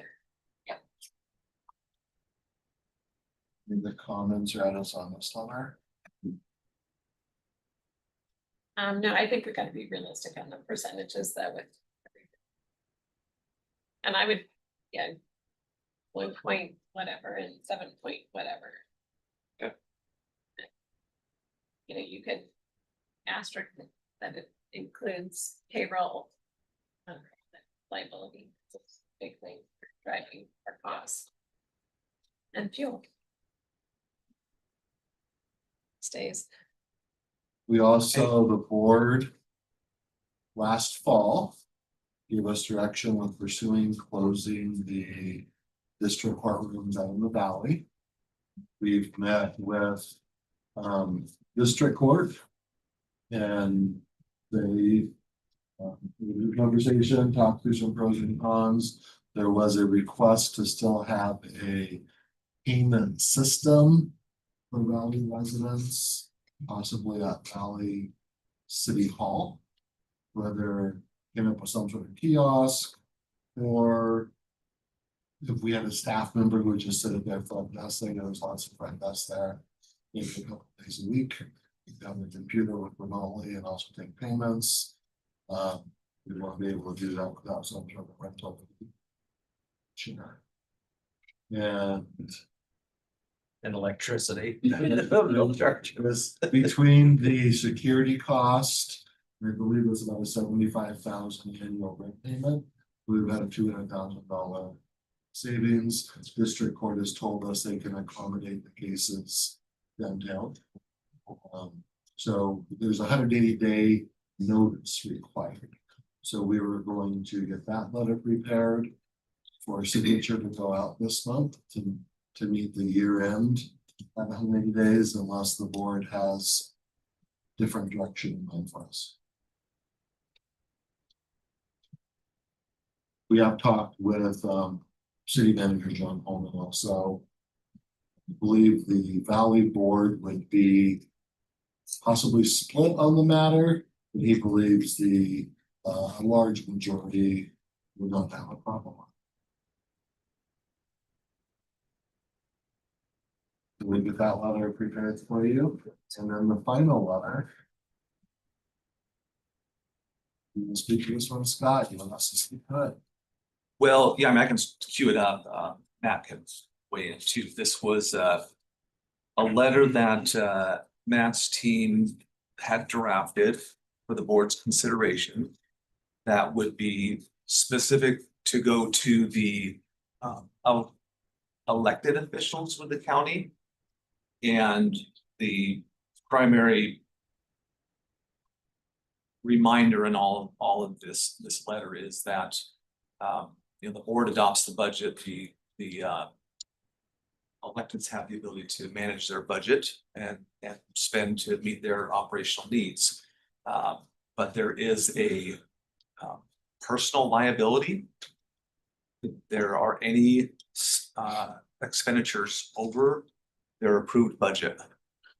And it's a reminder, and it's one of the tools that the board can consider for helping to ensure that we're maintaining our budget integrity and knowing where this year's looking like in some departments, and then where you all are keenly aware of what next year's projections look like. So anyhow, that's a letter to review, and if you're desirous, if we could on a ledge. Who's gonna sign the letter?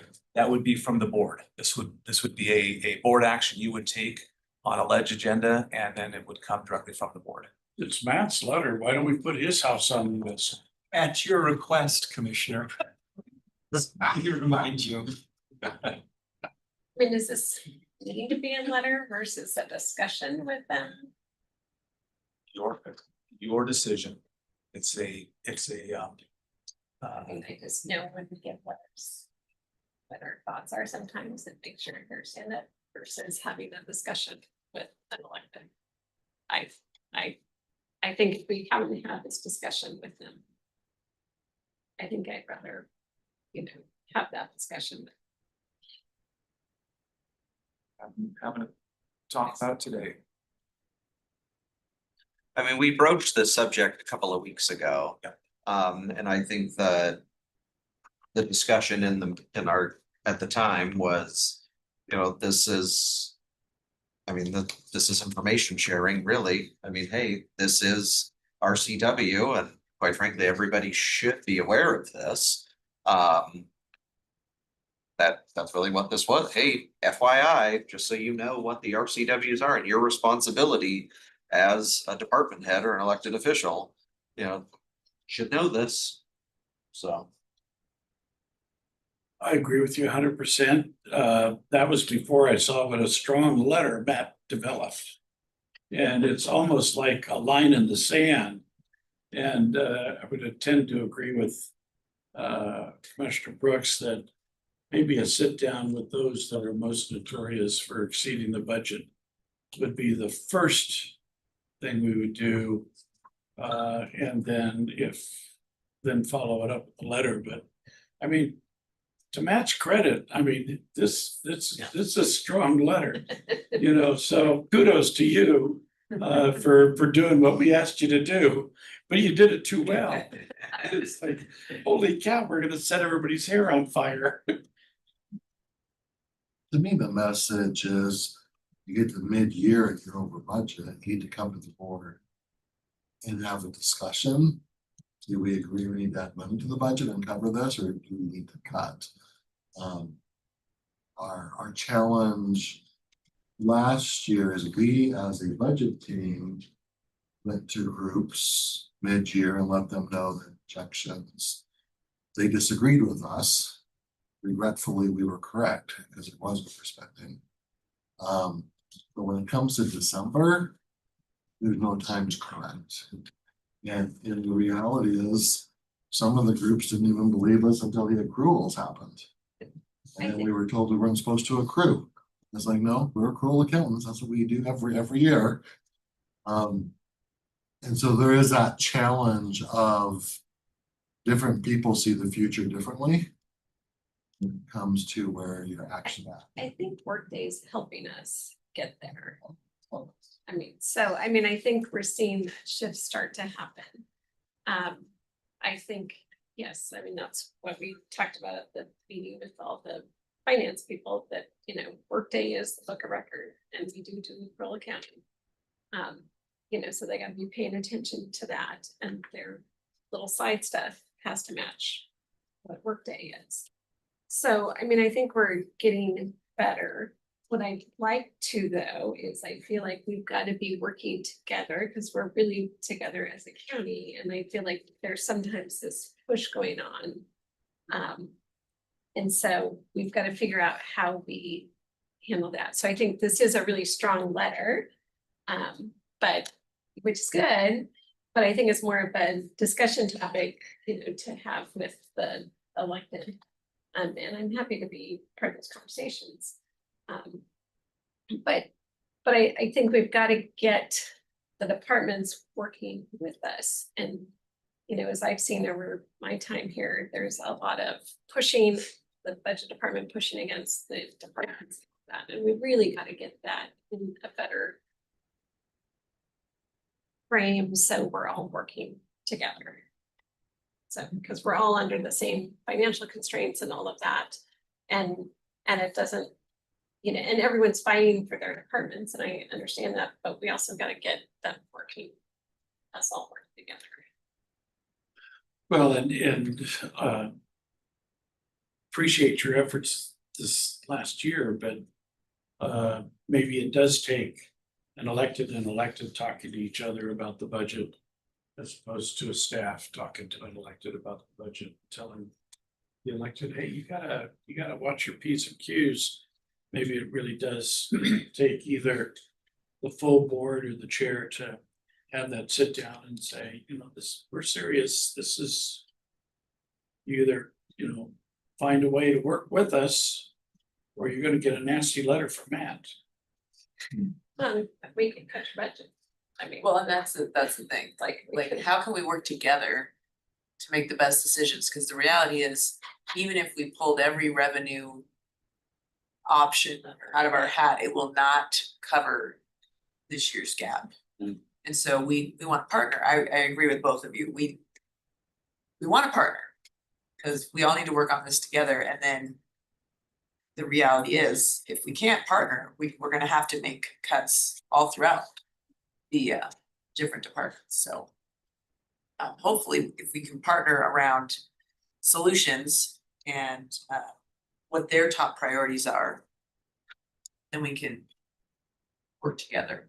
But I think it is important information, and in the meeting, you can refer to refer to what is needed to be referred to. We can be put out in a second. Not signed. Well, certainly the board is armed with the information now. And Yes. any of the elected officials can look at the agenda and also review the letter. And if we're trying to build partnerships and work together, having a conversation is far superior than sending a letter. And I agree with Commissioner French, the obligation to abide by budgets is best come from the commissioners, not from our team, because it will not be regarded in the same.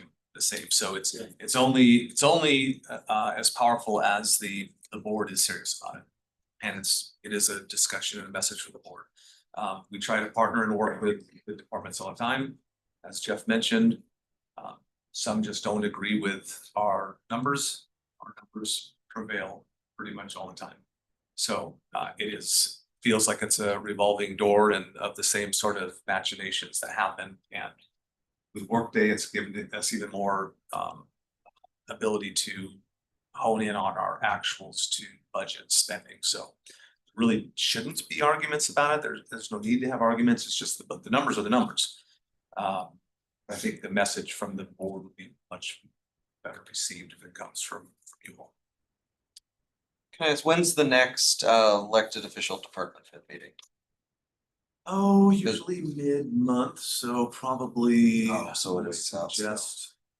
I believe it's June 21st. Yeah, June 21st. Oh, Or July. 21st, June 16th. I was looking at July, sorry. Oh, Yes. June 6th, okay. Yeah. All right, I was just thinking, I mean, this should probably be at least shared at something like that as an FYI, this type of information. Did everybody on that? That meeting has more department heads. There are certainly are some electeds on it. Okay, Sometimes. all right. Then how do we want to get this to, how do we want to get this information to elected officials? We're talking about individual meetings. How do we want to do that? Because sometimes it's not the easiest thing to get time on an elected's calendar. Well, we used to have quarterly meetings between Yeah, the commissioner, well, you were here, the commissioners and all the electeds. Free we cut. used to do Yeah. that, Maybe we need to go back to doing that. maybe, yeah. We'd all be there. It would be Yeah. all the commissioners and as many of the electeds that would show up. And And the ones that didn't show up, we blamed them. Do you want, I mean, you could, That's just gonna be, if we wanna get this out soon, then we just need to, you know, whoever wants to schedule meetings with the like, I mean, I'm happy to do so.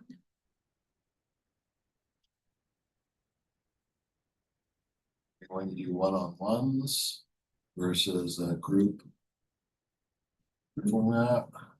you carve out some time at a strategic and take 15 minutes or something and invite those electeds who are available to join. It'd be a better one-on-one than at a strategic planning meeting. Especially because not everyone is, I mean, some electeds are way under. yeah, some it's gonna be easy. Hey, don't overspend or else, and they'll say, okay. End of discussion, you know, kind of sort of thing, but yeah, so.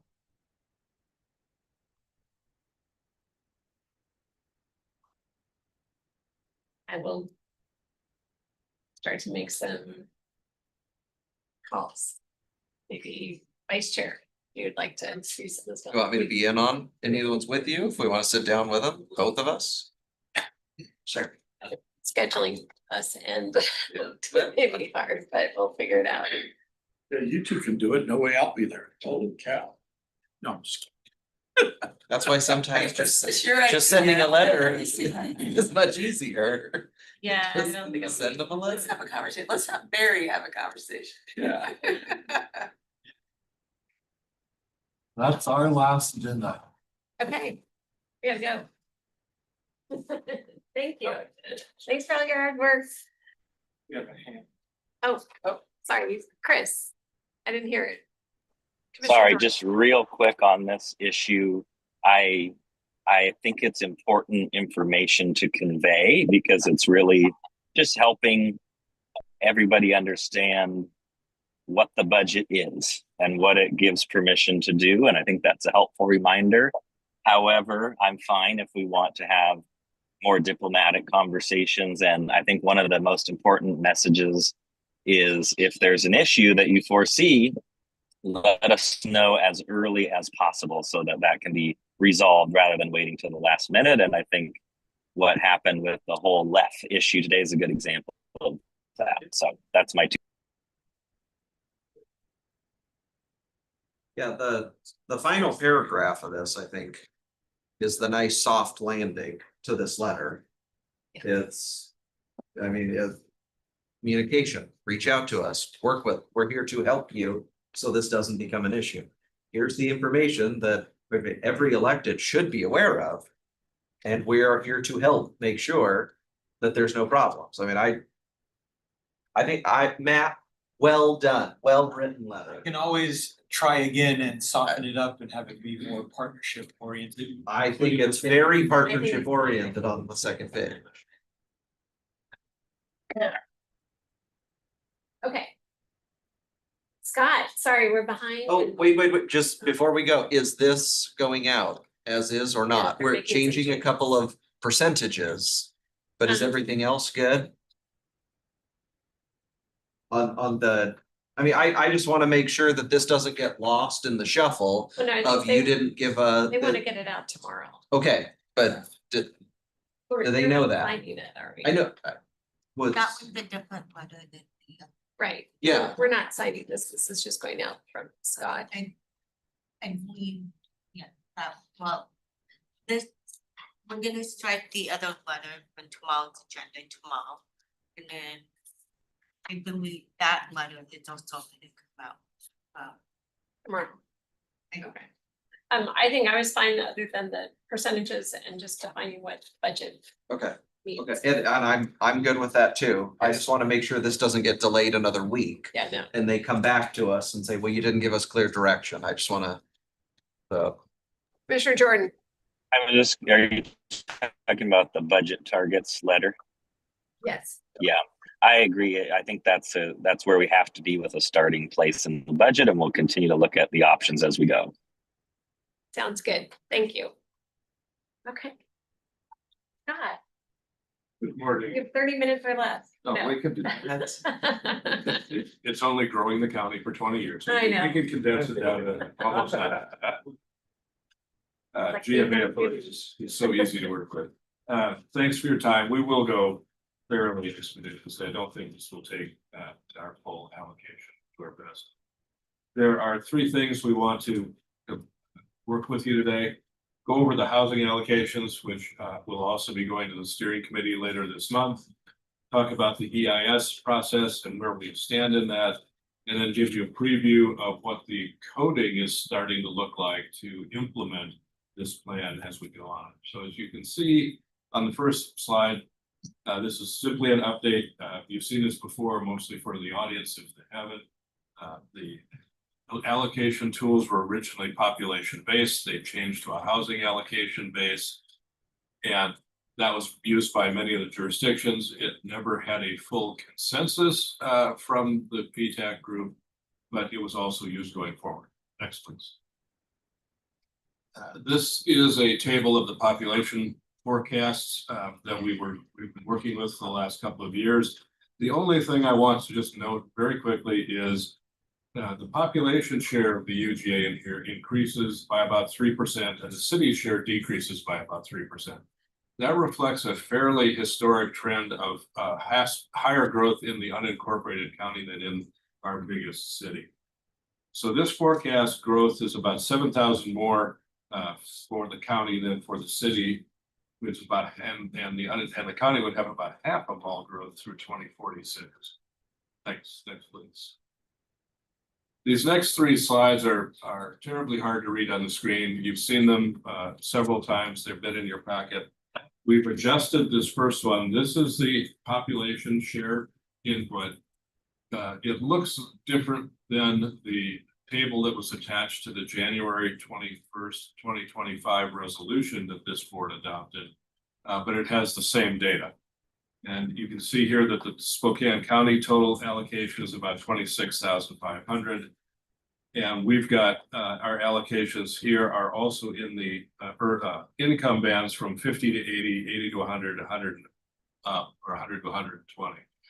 One thing that will possibly change is the flexibility to move those rural allocations into the urban allocations for 120% and under.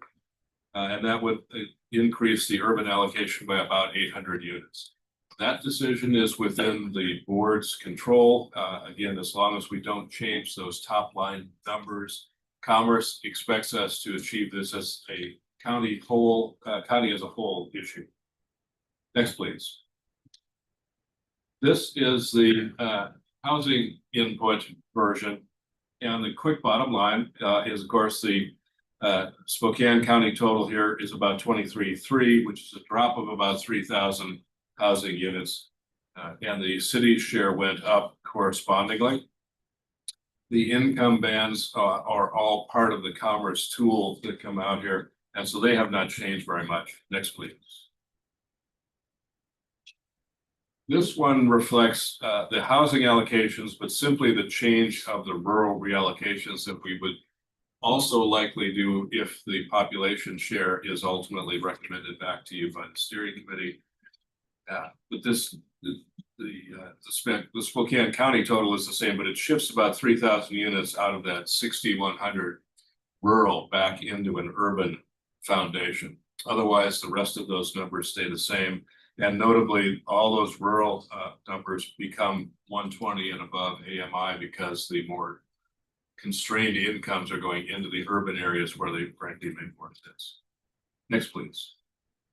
This is the net result. The red numbers reflect a change from the housing allocation from the population share.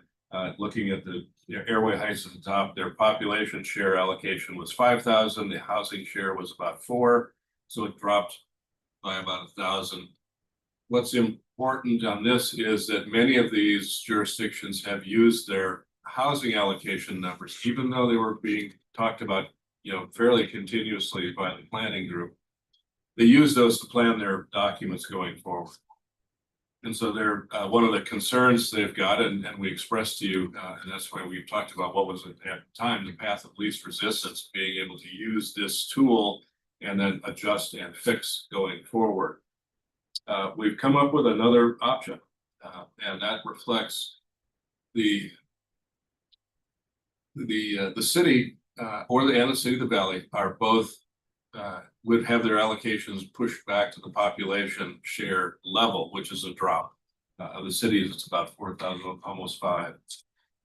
And an early conversation would suggest that would mean the cities are quote unquote over planning for population, which means they can absorb a smaller number easier than a larger number in the work that they've done so far.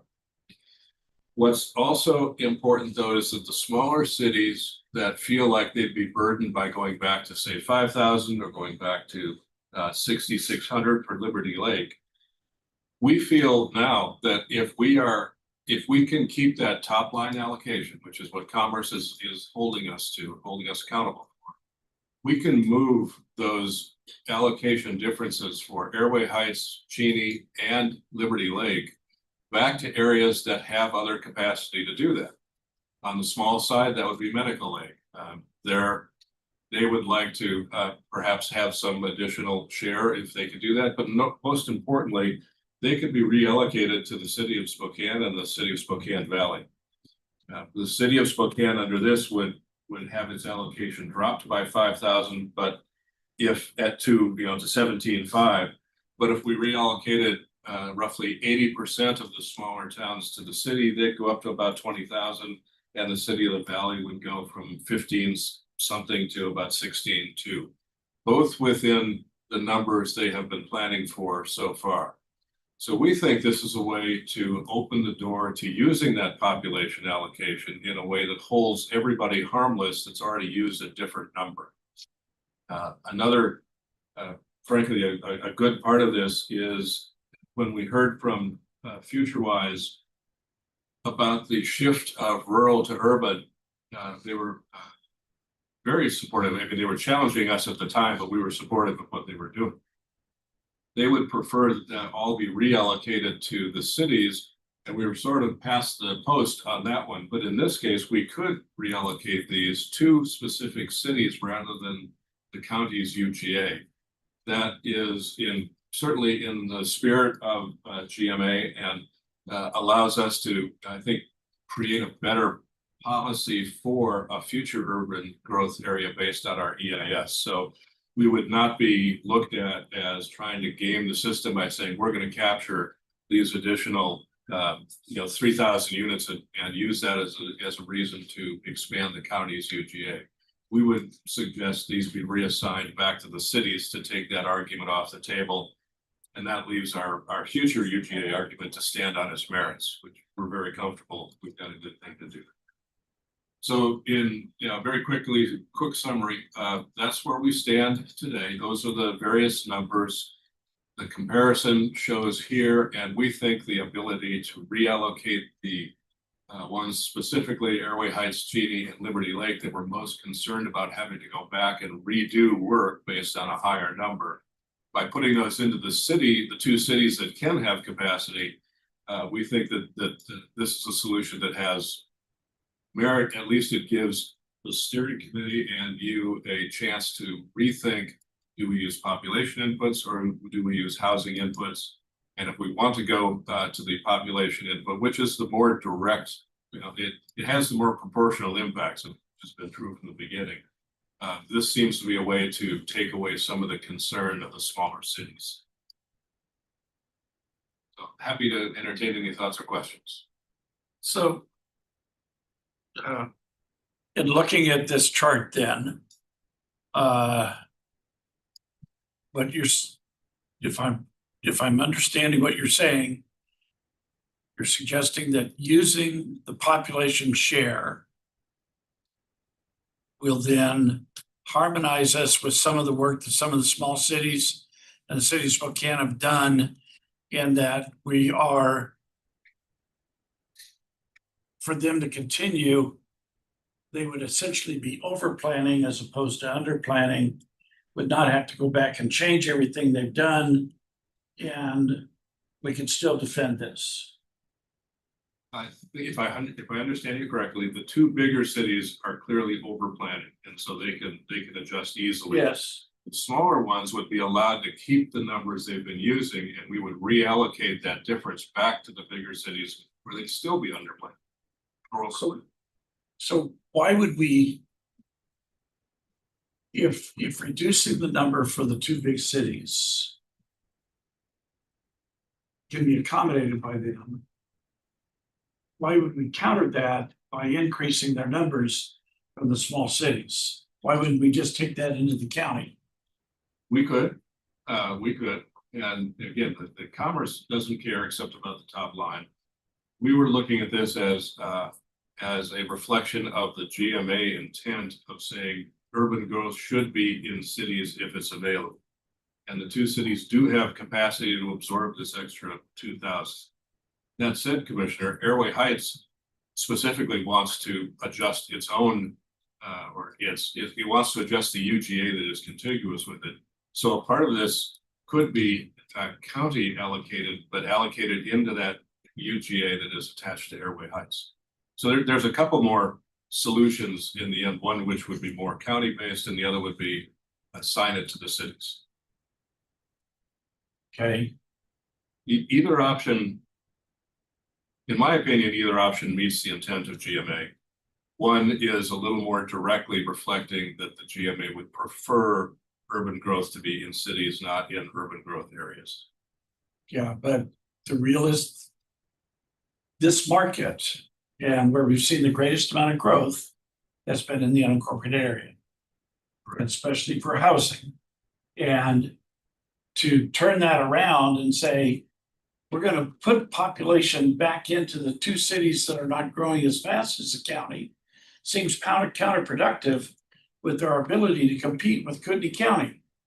And so if either one of those cities were keeping pace and or showing accelerated growth, then that would make sense, but they aren't. And so That's correct. I'm having trouble understanding the logic behind saying we're gonna take it out of the area that's growing the fastest and put it in an area that's not growing as fast, and then hoping that we're gonna meet our expectations. That to me sounds counterproductive. We meant it to be an option that is compliant with GMA. Your point, however, is very sound.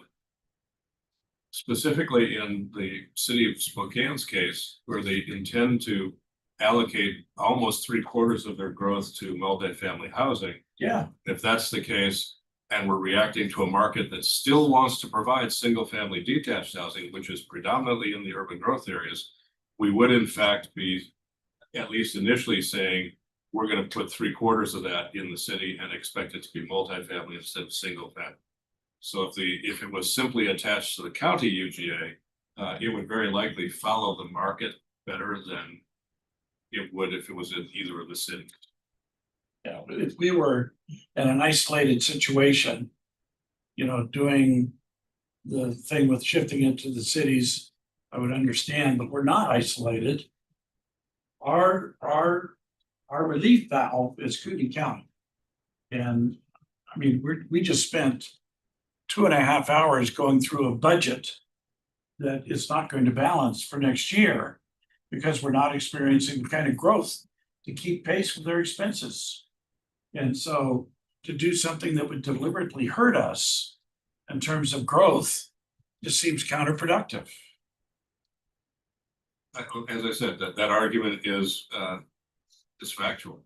So if this 2,000 unit went to city, some share of that, less than, like a couple of 150 units or something would be expected to be single family housing and the rest would be multifamily. The county's own share, based on this at 17, 18,000 would be to build no more than about 300 single family units a year for 20 years.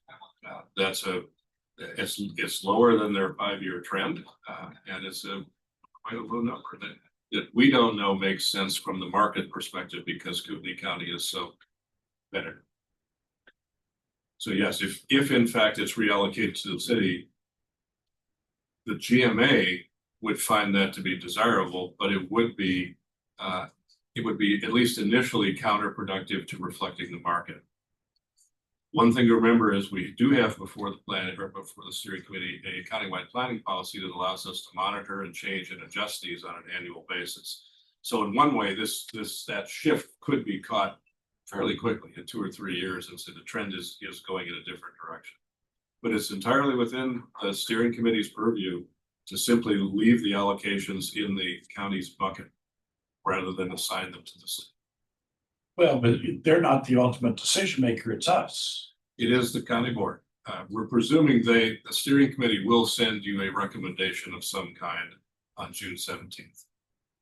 And that recommendation doesn't have to be where they get assigned. The recommendation would simply be population share input or housing share input, and then we'll figure out the future allocation as we go. Okay. We just wanted to point out at least the 2 basic choices of where that allocation could go.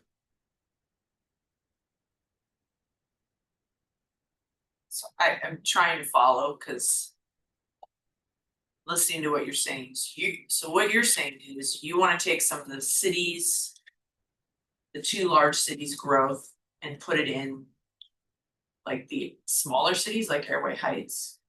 No, I'm sorry. The population share is the number that we are saying is now is the board's option that you adopted in 25. The PTAC and others moved to this housing allocation, and there's been disagreement. There's never been a consensus reached in it. So the choice for the steering committee is pick one, housing or population allocation. If they pick the population allocation, the original allocation, the 2 biggest cities will have a smaller allocation than they do under the housing allocation. what we were suggesting is what do you do with the smaller cities that have been planning with their housing number? And if they were now reassigned a larger number, they would have to go back, adjust their Right. SEPA planning. Right. They'd have to adjust their comprehensive plans. It would be fairly late in the game to do that, even though we've been talking about this for a year and a half.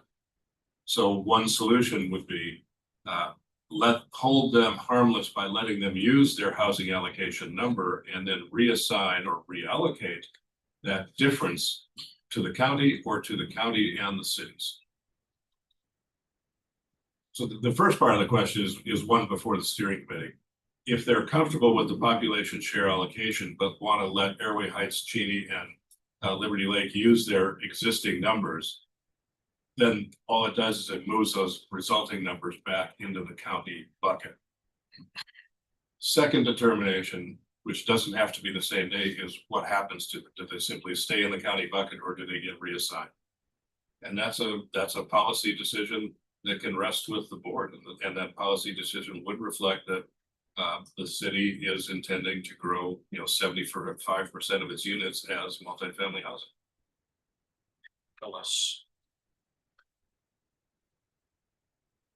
So where are the pitfalls in this? Where does this? I mean, this all sounds like, I mean, you're presenting it as, and I'm glad you're presenting it very optimistically. Where are the pitfalls to where we could hit a speed bump on this? Sure. Are any of these cities that are involved, whether they be, I think you said Cheney, Airway Heights, Medical Lake, and then City of Spokane Valley, and then us. Are any of those jurisdictions going to balk at this and say, no, do not do that? We will fight you on that. I can't predict with any certainty. However, if we were to use the population share in its absolute allocation versus the housing share in its absolute allocation, those three cities would be forced to go now plan for additional residents, additional units, and they're just simply saying we've gone so far down the road, it would be expensive for us to do that. That's Yeah, and they made that very clear at the last steering committee. That's what they wanted to avoid, but I guess they didn't really touch on. I mean, you're 100% correct. They were more concerned with having to do additional work because some of them had hired outside consultants, which means if they have to bring them back in, that's more expense. Like that seemed to be where a lot of the focus was. But I guess none of them, at least my recollection, none of them really touched on, we don't want to go down this road because it changes our allocation. But I guess they didn't say they wouldn't be upset about that either. So I'm just wondering, are we gonna get pushback on the actual allocation number? Or they're like, no, we want it to be this number. We don't want a lower number. We will find out more definitively on Wednesday when the PTAC itself meets. Okay. I'm gonna share this with them and say, this is what we're taking to the steering committee in 2 weeks. It seems to me, though, that if Airway Heights was comfortable with the number assigned to it under the housing side and sees this difference as being a problem, but that difference goes away by being put back in the county pool, I don't know why they would object, because in a sense, we're saying, go ahead with the work you've done. You said you were comfortable with it, you've planned for it. The steering committee will make that recommendation and the county board will agree to it. I would think they would not object. Okay, what about the other sort of player in this whole discussion? I'm thinking of people that testified, people that spoke up were the builders, the folks that, I mean, they were very, very vocal. They testified, they spoke in open public forum on this. I mean, where are they at this? Do you have any idea? Well, it seems clear that they support the population-based allocation. Yes, yeah. Is this something you think they would be in support of? I would expect that to be true. Okay. Because one, it is the population allocation as a whole. And secondly, it moves some units back into the bucket that can be redistributed through even urban growth areas or cities as it makes sense. So I don't see where the home builders would object to this. Okay. All right. The real difference was, what do you do with the three cities that feel like they have to go rework this thing? Yeah. And that's like, if you stuck with one matrix or the other, as if it was chiseled in stone, yeah, it puts a burden on the smaller ones. But if you recognize, and we confirmed this with Commerce after this last set of meetings. If Commerce is concerned about holding the county accountable for only the top line of those income bands, then it doesn't matter where the county places the numbers in between. So we could reallocate those and hold the small cities harmless and be supported by Commerce. So it seemed, once we discovered we could move the numbers from around the jurisdictions, it opened the door to making the population a realistic choice for the steering. Okay, so just so I'm tracking for the next meeting. I assume you'll have an updated sheet that shows with the reductions. Yeah. And then will all of those, I guess they'd be housing or change in housing share, will those on the updated spreadsheet be distributed amongst unincorporated county, taken from small and distributed to or will it essentially be a spreadsheet that has the lower numbers and then an additional line of sort of excess capacity yet to be distributed amongst the other jurisdictions? Likely what will come out of the steering committee is closer to the latter. Okay. It would not be our recommendation to jump in one meeting and say, oh, by the way, we're gonna put this 1,000 here, this 1,000 here. That this would be 1,000 saved here. for a later date. That would be saved for later. And in the meantime, we would plan for that as if it was gonna be in an urban growth area. Okay. It could be an urban growth area that is attached or part of Airway Heights, it could be a growth area attached to the city. We would not make that decision early on. We would simply say we will hold the small cities harmless by moving that allocation out of their responsibility and into the county bucket. Okay. And it, again, recognize, as Commissioner Census French has said, and Commerce reinforced at the meeting. The county board still has the ultimate authority to make that decision. Yeah. But we are going to be asking the steering committee for a recommendation of something. Yeah, Brenda. So what's the total number now that will just kind of be, that you're proposing to just kind of have hang out there and not be allocated? No, it'll all be allocated. I'm So sorry. you just It said has to me, you didn't know where you're gonna put all these allocations. I'm sorry, let me be clear. The GMA doesn't allow it to just sit on the shelf and fix it at some point.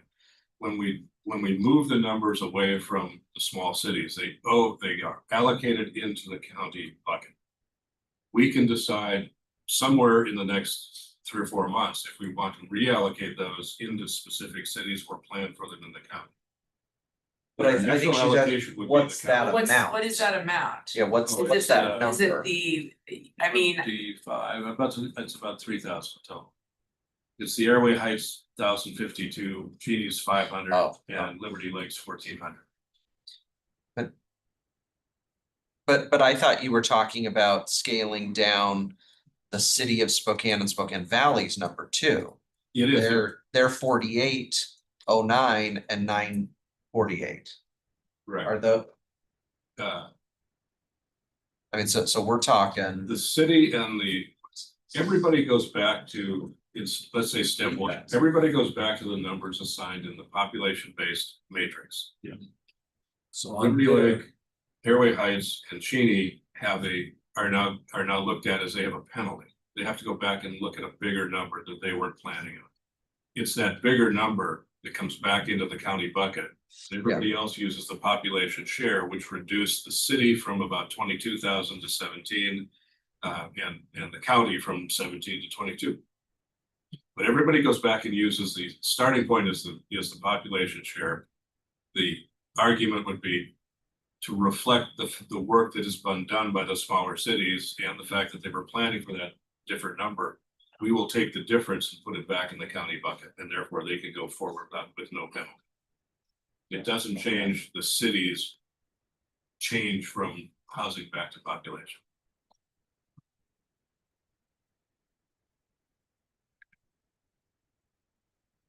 I think I got it then. I think I'm understanding what you're proposing. How does that change at all? The method, are we still following the methodology that we adopted? And we can still show that we have capacity for housing in all the income bands? Yes, we do. because that's the top line that can't change.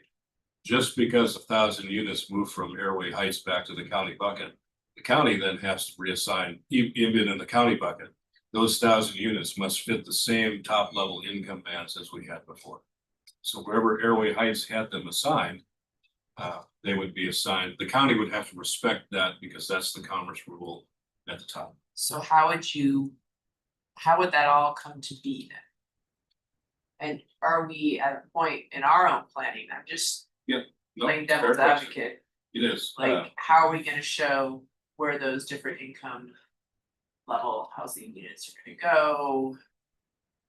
And then The amount of Did new we plan, units. you know, with our EIS that's coming out for public comment this week?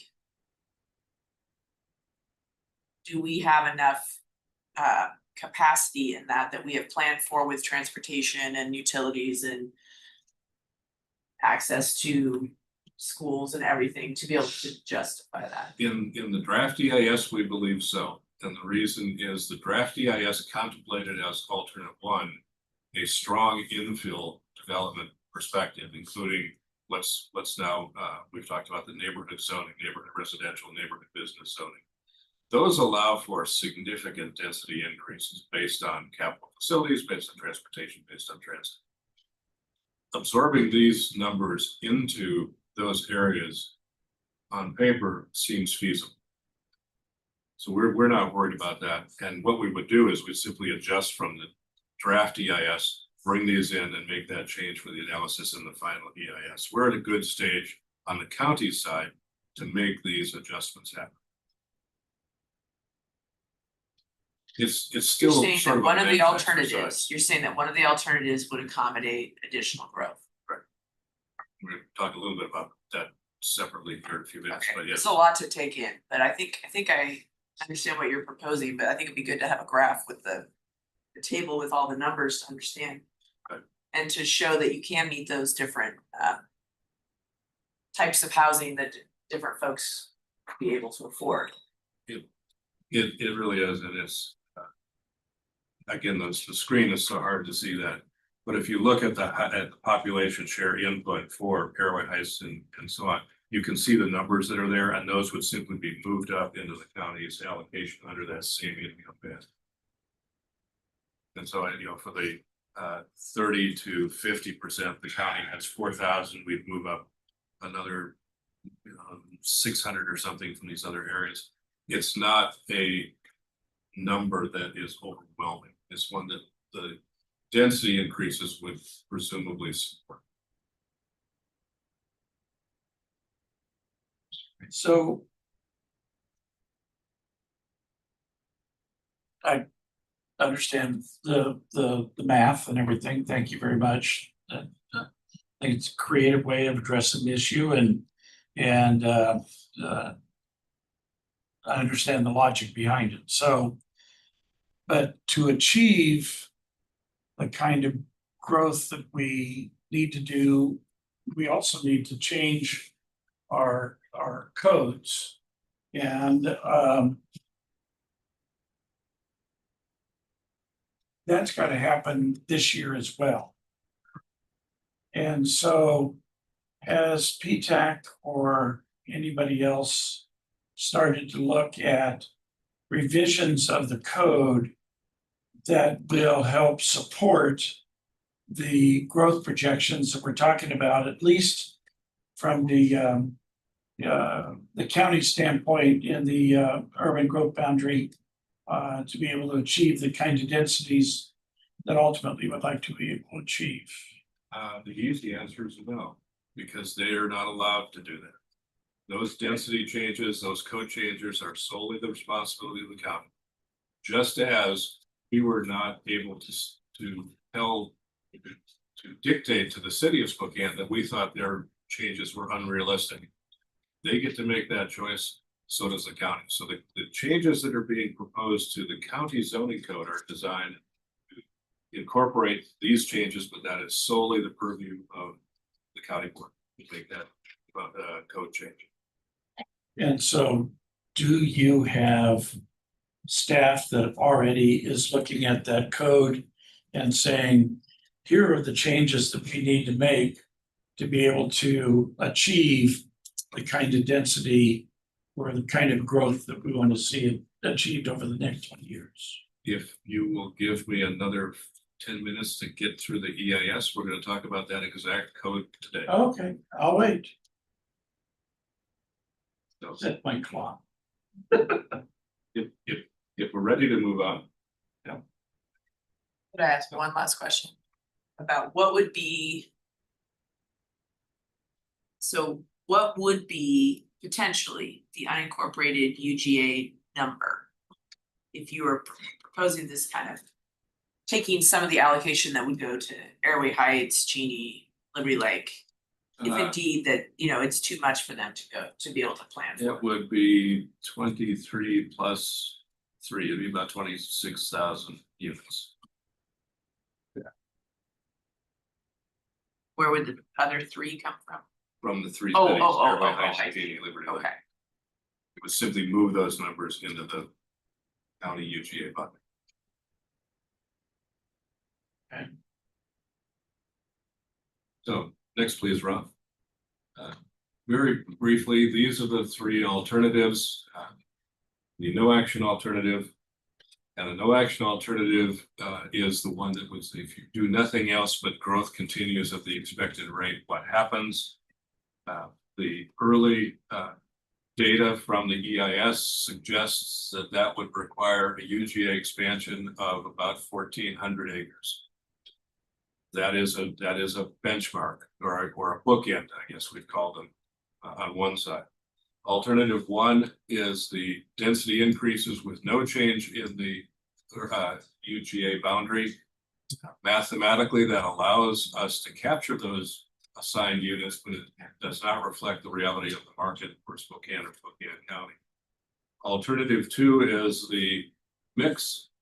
It's looking at that historic development pattern and also reflecting that infill is possible and desirable in some areas, and there's where the neighborhood planning and neighborhood zoning comes into bear.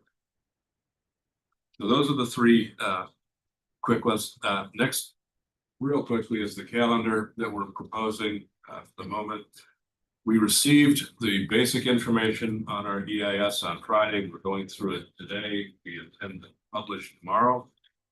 There'll be a 30-day comment period. July 2nd will be the debut date on that. We're having 4 open houses starting tomorrow and Wednesday, and then the following week on Monday and Wednesday. And then we'll be bringing this back to the Planning Commission for their discussion. And then we will be back with you on July 6th with that recommendation for a preferred alternative. That will be, that's a very kind of a loaded statement. The preferred alternative will be the summary, the initial summary of where we can grow by the AIS. It will be the first look at what a land use plan looks like, and it will also have an economic development component to it. So that will be one of the big summary efforts for the plan as a whole. Next. This is the map that set out the study areas. The map that will go out tomorrow with the published report will show at the very least how those are factored into their EIS study analysis for transportation and transportation concurrency. We're working actually very quickly also with Lewis upstairs to see if we could get sewer capacity, at least in a broad sense, for those study areas as well. So that what that map will do is show on sort of a 1 to 5 scale, 1 being very difficult to accommodate, 5 being excellent to accommodate, which of the study areas rank or evaluate strong for possible development. And that will be the first cut at where we could make or would make some UGA modifications. Next, please. So before you leave this map. Yes. The purple represents what?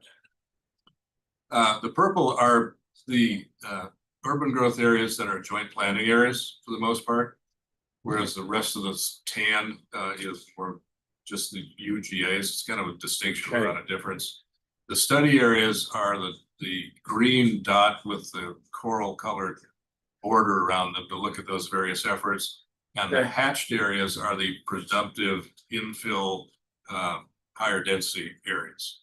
Okay, thank you. Oh, and the red ones, notably over on the left side of the map, are the city requested UGA swaps for Airway Heights, Medical Lake, and the tiny little dot down the corner of Cheney.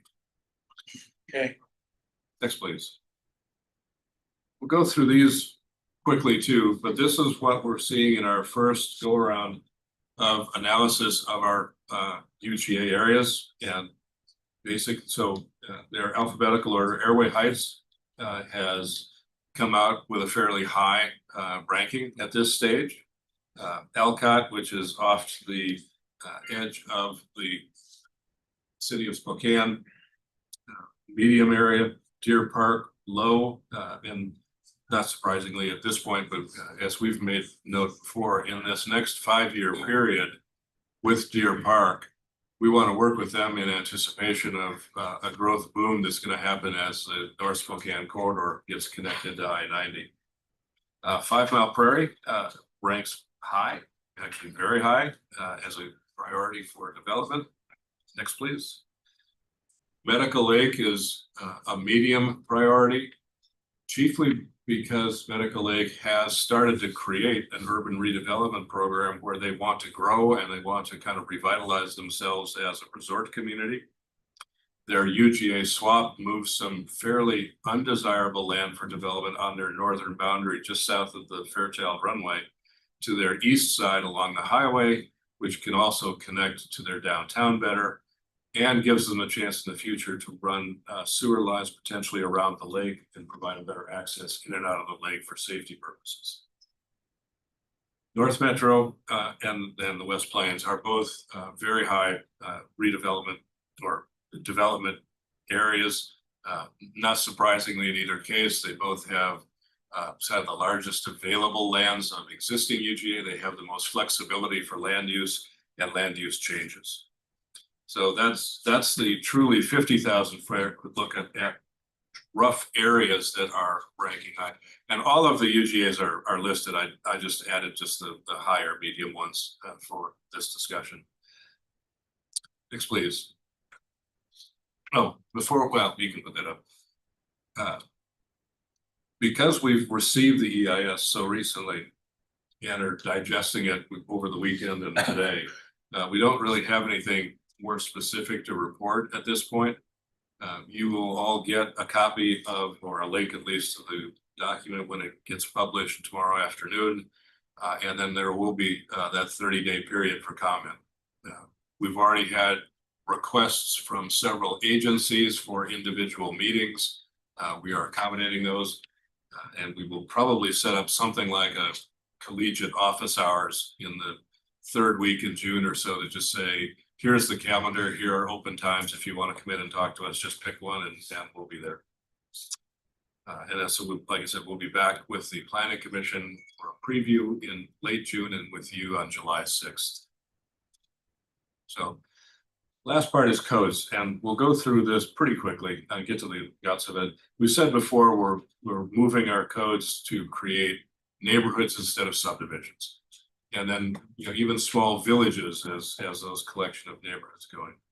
So this is the model that shows a various group of different kinds of housing. Next slide, please. Types from single family to attached housing, townhomes to multifamily to live work units, all in a single zone, all done by right. What this does is gives investors, developers, builders great flexibility for meeting a market without having to go through a year-long or more comprehensive plan amendment like you've been processing for these last 5 years. It allows a huge amount of flexibility over time to make things happen. And it comes with some constraints in the sense that it's not just build anything you want, it's you want to have quality of street connectivity, trails where possible, open spaces where possible.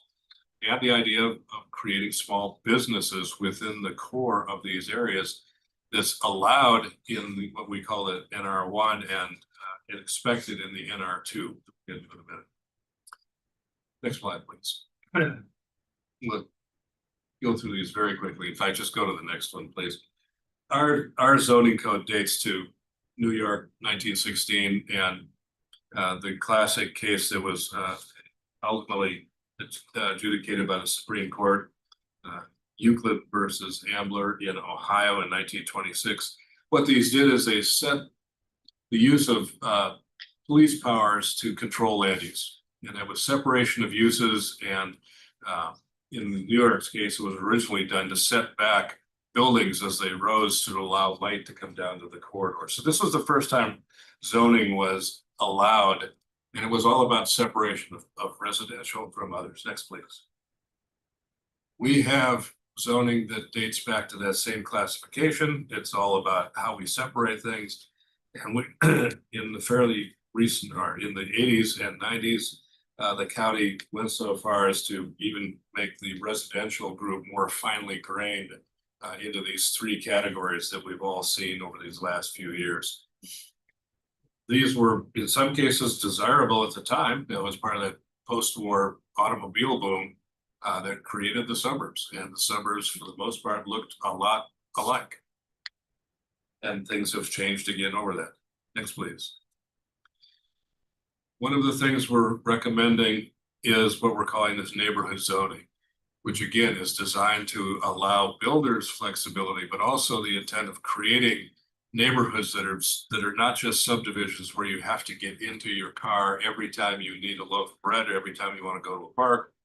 You've got things within a more traditional neighborhood. Next, please. And just a quick reminder, because it's poignant in a way, the city of Spokane had this concept before it had zoning.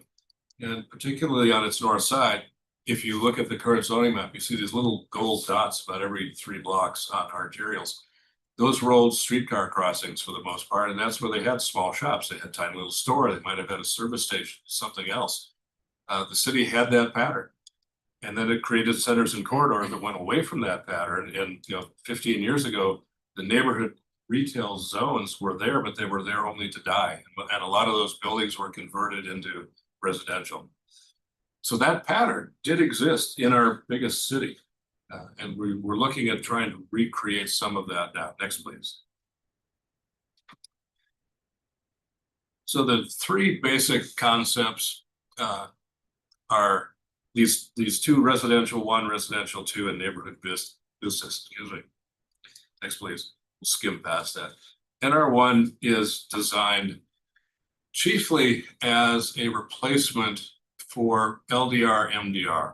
And what it does is it's designed to protect the values that are already there by guiding those last few parcels of infill development in a way that's compatible with what's already in place. And so it has a limited scale. It would allow the same level of low density multifamily that LDR does as well. And it would only allow small businesses if they fit essentially what the LDR code is now, home business or a home profession. So this is a protection zone for keeping values or giving homeowners respect for the value of their existing property without having to fear bigger multifamily coming in next door. Please. NR2 is the more aggressive infill zone. This is the one that allows businesses, that allows the full range of residential types from single family to multifamily. And within those, they have to connect, they have to fit in, they need design standards so that they're not grossly out of scale. Traffic issues are not when they're managed in a different way than being left alone. And it gives that chance to do what almost is like a master plan development, where you're starting with 10 or 20 acres from scratch and creating the landforms that allow for that very first diagram we showed up front. Variety of housing units, some small businesses that have scale and intensity that are there, so they're not heavy noise, vibration, light, sound, all those things. And it creates that walkable community where you can reduce, again, another goal from our climate element. We reduce greenhouse gases because we're not making as many trips. We've got a small shop in the middle of something. It might be a C-store with or without pumps. It could be something else. So it's again, trying to create a neighborhood instead of a subdivision. Next, please. Neighborhood business is, in a sense, it's a little bit of a priority flip. This is a zone that allows and encourages multifamily residential in areas of higher density commercial. So we use this north side diagram to show that's the Rockwood retirement complex on the lower part of that. And you've seen some of these amendments in this last few years along that Hastings Farwell corridor on the upper part of that. This would allow residential to be put in essentially parking lots and to do things that are more allowance of higher density residential on transit centers, along places where you can walk to work as well as walk to other amenities. We've got an example of that on the next slide. A little hard to see on the screen, but it's the exact same aerial from really about 12 years apart, but the photo on the right is more contemporary. This is a shopping center, traditional shopping center. Was built in the 90s. Major arterial running east-west on the top of the slide, a major arterial running north-south on the eastern or right side of that slide, and a traditional shopping center in the middle. Department store, grocery store on one end, small shops in the middle, and you can see the typical sea of parking, and it could be the Northtown Mall. On the right is what has been done in the subsequent time. The shopping mall hasn't changed at all. In fact, it's actually been revitalized by this, but along the street that runs north-south, or Midvale Boulevard, are now a series of townhomes that are on the street. Behind those to the west or left is structured parking. And then between the garages and the existing shopping centers, a row of small retail shops. So this was an adaptive reuse project that created a residential component in a sea of parking. And it also made the shopping more viable by allowing for expansion of smaller areas that could justify that parking solution. So we've put this up here only to show that this idea of a neighborhood business zone is not something that is unique. It's been done in successfully in some other areas. Next, please. By the way, that's Madison, Wisconsin, if you're curious, which is so in many ways, it's a very similar city to Spokane. It's about the same population. Dane County is about the same population as Spokane County, isolated farmland around it. Now, Madison's closer to Milwaukee and Chicago than we are to Seattle, but it has some of the characteristics. So we thought it was a pretty good example. This is a slightly bigger case that may not be in our 20-year horizon, but down the road. This is kind of a fourth group called regional commercial, which is to say business park, a large area that gets done, with its own 20 or 50-year horizon, but planned from the beginning to have multifamily within it. So that entire business group is between two major highways, interstate and the major state highway, and the residential is over on the right side. But the residential then brought in hotels, brought in restaurants, brought in other things that were not so much a 9 to 5, close the door when everybody goes home from the business. There are medical facilities and there are clinics within that. So it's a large scale project, but it's designed to be integrated for, again, that ability of walking to work. If you have a job in these areas and you can walk, you don't necessarily need a car. So next, please. And there's some other standards coming up, and we'll skip over those today, but I wanted to show you briefly. This is the zoning code box that looks very much like our code now, but is now based on the neighborhood zoning categories. You can see them across the top, the uses and the criteria down the side, using smaller lot sizes in some cases, but also this is where, at least it's a steering committee. You remember Jim Frank from Greenstone and Joel White from the Home Builders Association talking about how to adjust these for affordable housing and how to adjust them for more flexibility. Jim brought up what's listed here over on that right side is essentially cottage housing, which would have no minimum lot sizes, but retain dimensional standards. That argument was also made to our planning commission last week, It was very favorably received by the planning commission. They, in fact, directed us to or suggested we look at that as a more widely used criteria for flexibility in the NR2 section. And that's not as radical as it sounds. Our current mixed use zone, which allows residential, also has no minimum lot size. So it's not something that is even radical for Spokane County. It's just putting it as a benchmark that would really let us achieve an ownership option in some of those income bands that might be 50 to 80, 80 to 100, where even Commerce now suggests that all of that housing is going to be multifamily rental. If you've got zero, or if you've got a no minimum lot size, now you can afford to build a structure on a smaller lot that somebody might be able to actually purchase if they're making 50 to 80% of area median income. And so we think it's absolutely an option worth pursuing. And it gives a great deal of flexibility to builders to use their best talents to do this. Again, it's been used in our mixed use zone. It's also used in Liberty Lake, the river district. It's essentially the same as what's been done in Kendall Yards. And the Meadworks project in the county, in its development agreement, because it uses that mixed use zone, has this same criteria, no minimum lot size. So we think the time has come to consider that.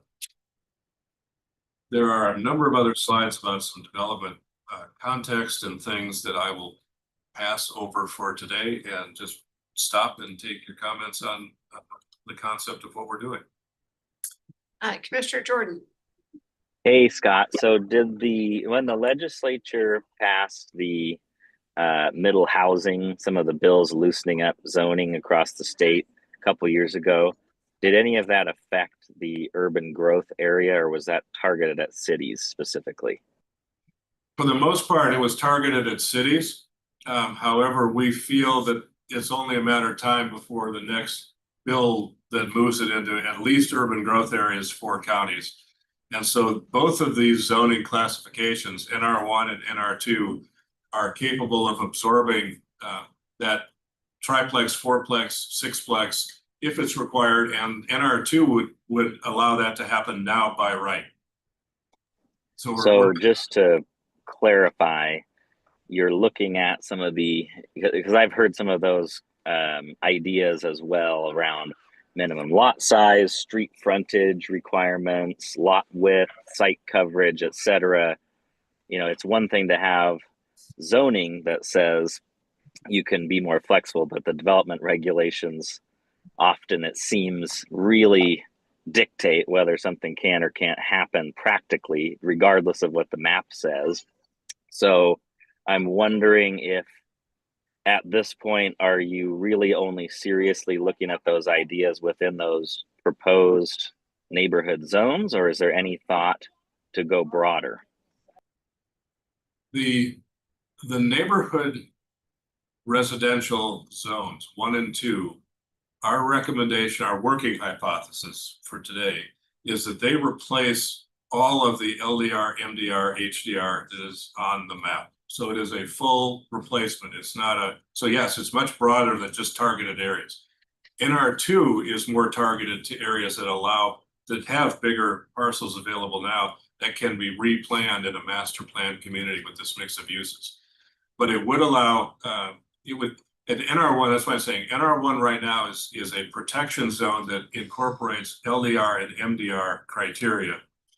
If the legislature pushes those into bigger units, fourplexes and sixplexes, NR1 would allow that transition to take place because it would have the ability to have design standards immediately available so that these new units were not out of place in the existing neighborhood.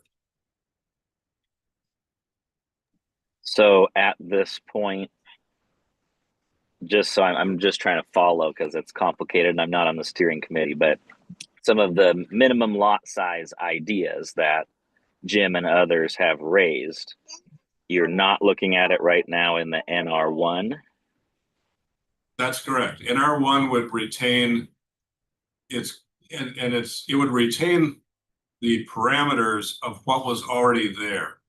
So if it was developed with quarter acre lots, the infill would have to have some respect for that, even though you could put a duplex or something on there. It would not, you couldn't just jump in and do that. NR2 would allow for no minimum lot size from the very beginning. And I'll take another look at the map, but NR2, is that the zone that you're proposing to be quite a bit more narrow than NR1?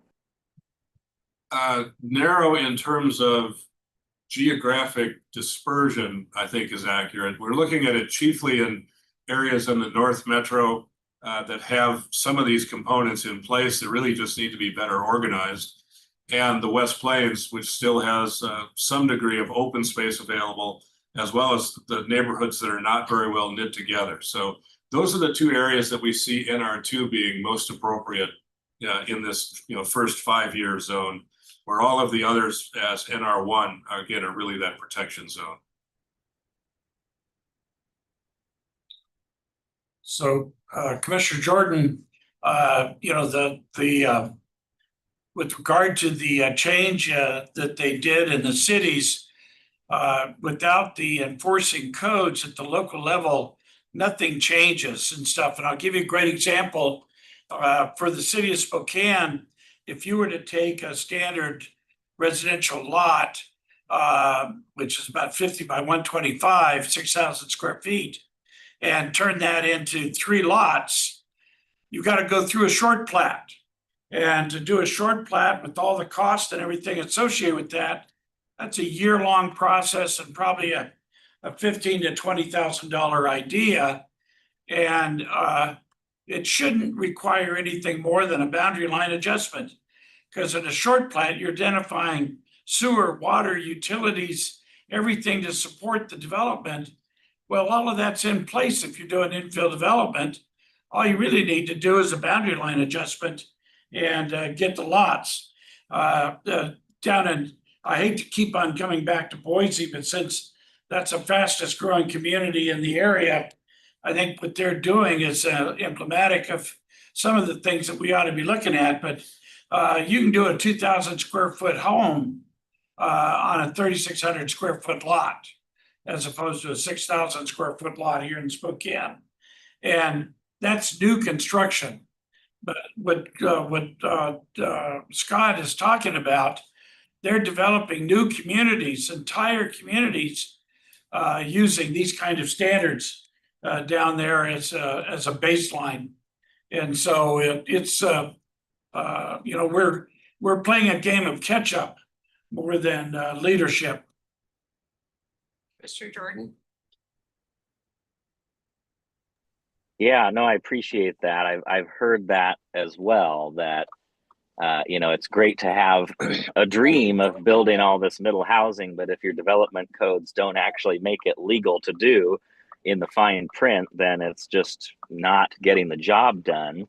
So I appreciate the ideas around, neighborhood zone 2. I'm just wondering, going back to the conversation we've been having about Kootenai County and trying to hit our targets and try to have some reality to it over time. I mean, what would it look like to take some of those flexibilities and take it out wider than we're currently anticipating?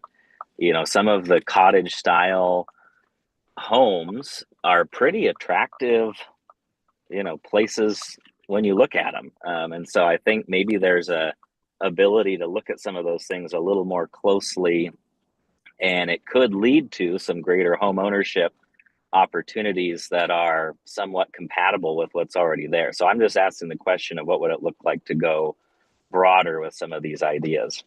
Mr. Jordan, let me respond to that. I was talking before mostly about what's already in our available lands within the UGA.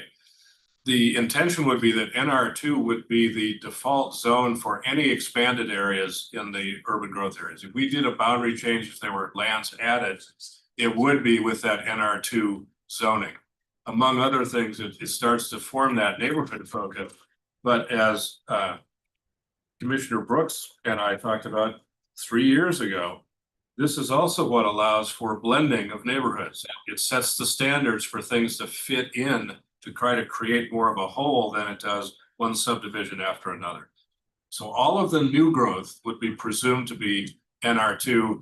The NR1 is for infill on the last remaining lots here and there of projects and subdivisions that are already in place. And I appreciate that, and I know there's some logic to that. I'm just wondering. It sounds like NR2 would probably be a type of zoning that would allow for greater density, right, Scott? Yes, yes. Than NR1, and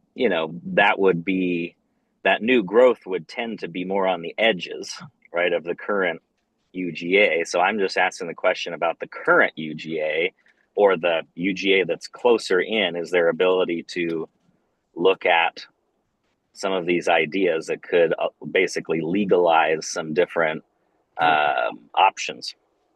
Absolutely. That's the challenge we've got as a county. When we're growing, we are growing on the edge, and building big multifamily on the edge of a city it's not affordable. You have to have cars. There's no services there. There's no amenities there. This allows that sense of, again, trying to create a small neighborhood as opposed to a subdivision all by itself. But it can work anywhere. It can work within the UGA. We're simply setting out the tone to say you need a little more land than a 2-acre lot or a 5-acre lot to be successful with this. However, if you've got some combination of that, it would be perfectly appropriate.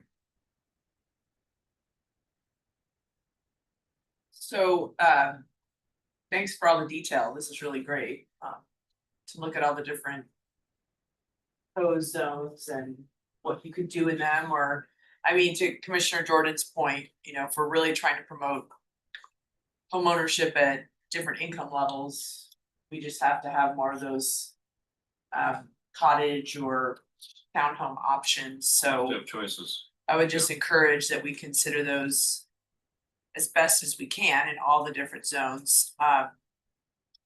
So did you make changes to these slides with feedback from you said you got some good feedback from the Plan Commission last week? No, these were published for you before that happened. So we'll continue to evolve that as we go. And that's, again, taking some comment from, these were part of the EIS discussion. During this 30-day comment period, we'll be taking comments from the Plan Commission, comments from you. We'll be with the steering committee, and we'll have 4 outreach sessions on shaping these for a final EIS for your consideration in early July. But it's coming together. We are down in the weeds here, but we need to be now. Scott, about, just density, ADUs. I know when I reached out last year, there was an individual who was wanting to build an ADU to a greater size for like a family member, and you had said there was an effort that would bring us in line with some changes the state had made that would allow for larger ADU. Is that still moving? The state so far has actually had smaller footprints for ADUs than larger. Okay, maybe that was what I reached. I don't remember what I remember I had reached out to you, and it was either the individual wanted to go bigger or the individual wanted to go smaller, and we had to tell them no at the time. The legislature has been working on ADUs for some time, and it's a little bit confusing. Fortunately, and with Matt's help, the legislative initiatives that have happened, for the most part, have said this doesn't force you to change your existing laws if you have them in place by the time this is adopted. Mm-hmm. What we're talking about here, though, is looking at ADUs differently. On 3,000 or 4,000 square foot lots, you could still have 2 ADUs, instead of 1 ADU. ADUs in resource lands, again, away from this urban side. Can you remind me that our current code is it a cap on how big you can go? It's an 800 square foot footprint and a 1,200 square foot total, basically, and it's supposed to resemble the house. It's got some architectural standards that are very detailed. We're going to make it a lot more flexible so that you can plan for and build these in from the beginning. Okay. Both in the urban areas and in to some degree in our rural areas. There's a part of our county plan now that talks about being able to carve out a small piece of land on a farm so the parents can stay there, the kids can take over the farmhand and keep the farm going. It's great in the plan, but there's nothing in the code that allows it, and it's generally prohibited by GMA to carve off that 2-acre parcel in a resource land area. So we're trying to make this actually happen. From, you know, the past goals of your predecessors and ours, it's like, yeah, you should be able to do this on a farm, but you can't. So we wanna fix it. So by the end of the year, we'll have that fixed. We'll have a recommendation for you. And if you Okay. agree, then we'll make sure that the Growth Management Hearings Board agrees with it too. All right. Thank you for your guys. attention. I know we went past the noon time, but I appreciate your questions and we'll keep at it. We'll see you in a month. Okay. Now we're over time, so we kind of moving executive session. We've got a large group here Oh, waiting, so yeah. I would love to Okay. get this, and we have 4 stacked up for tomorrow. Okay, well then, let's just I just need to. do it. So consent of the board, we'd have one executive session today under RCW 4230-110, section 1I. It's pending in potential litigation. There's no action anticipated at the end of this. Present, I'd like Matt Folsom, Scott Simmons, Jeff McMorris, Devin Curda, Dan Gadd, Luke O'Bannon, Ashley Cloud, Nathan McCorkle, Chief Hooper, and Worth. Yeah, no action. We're gonna go into executive session for the annual request. At the end of that executive session, no decisions will be made, and so we will adjourn for the morning. Thank you. Thank you.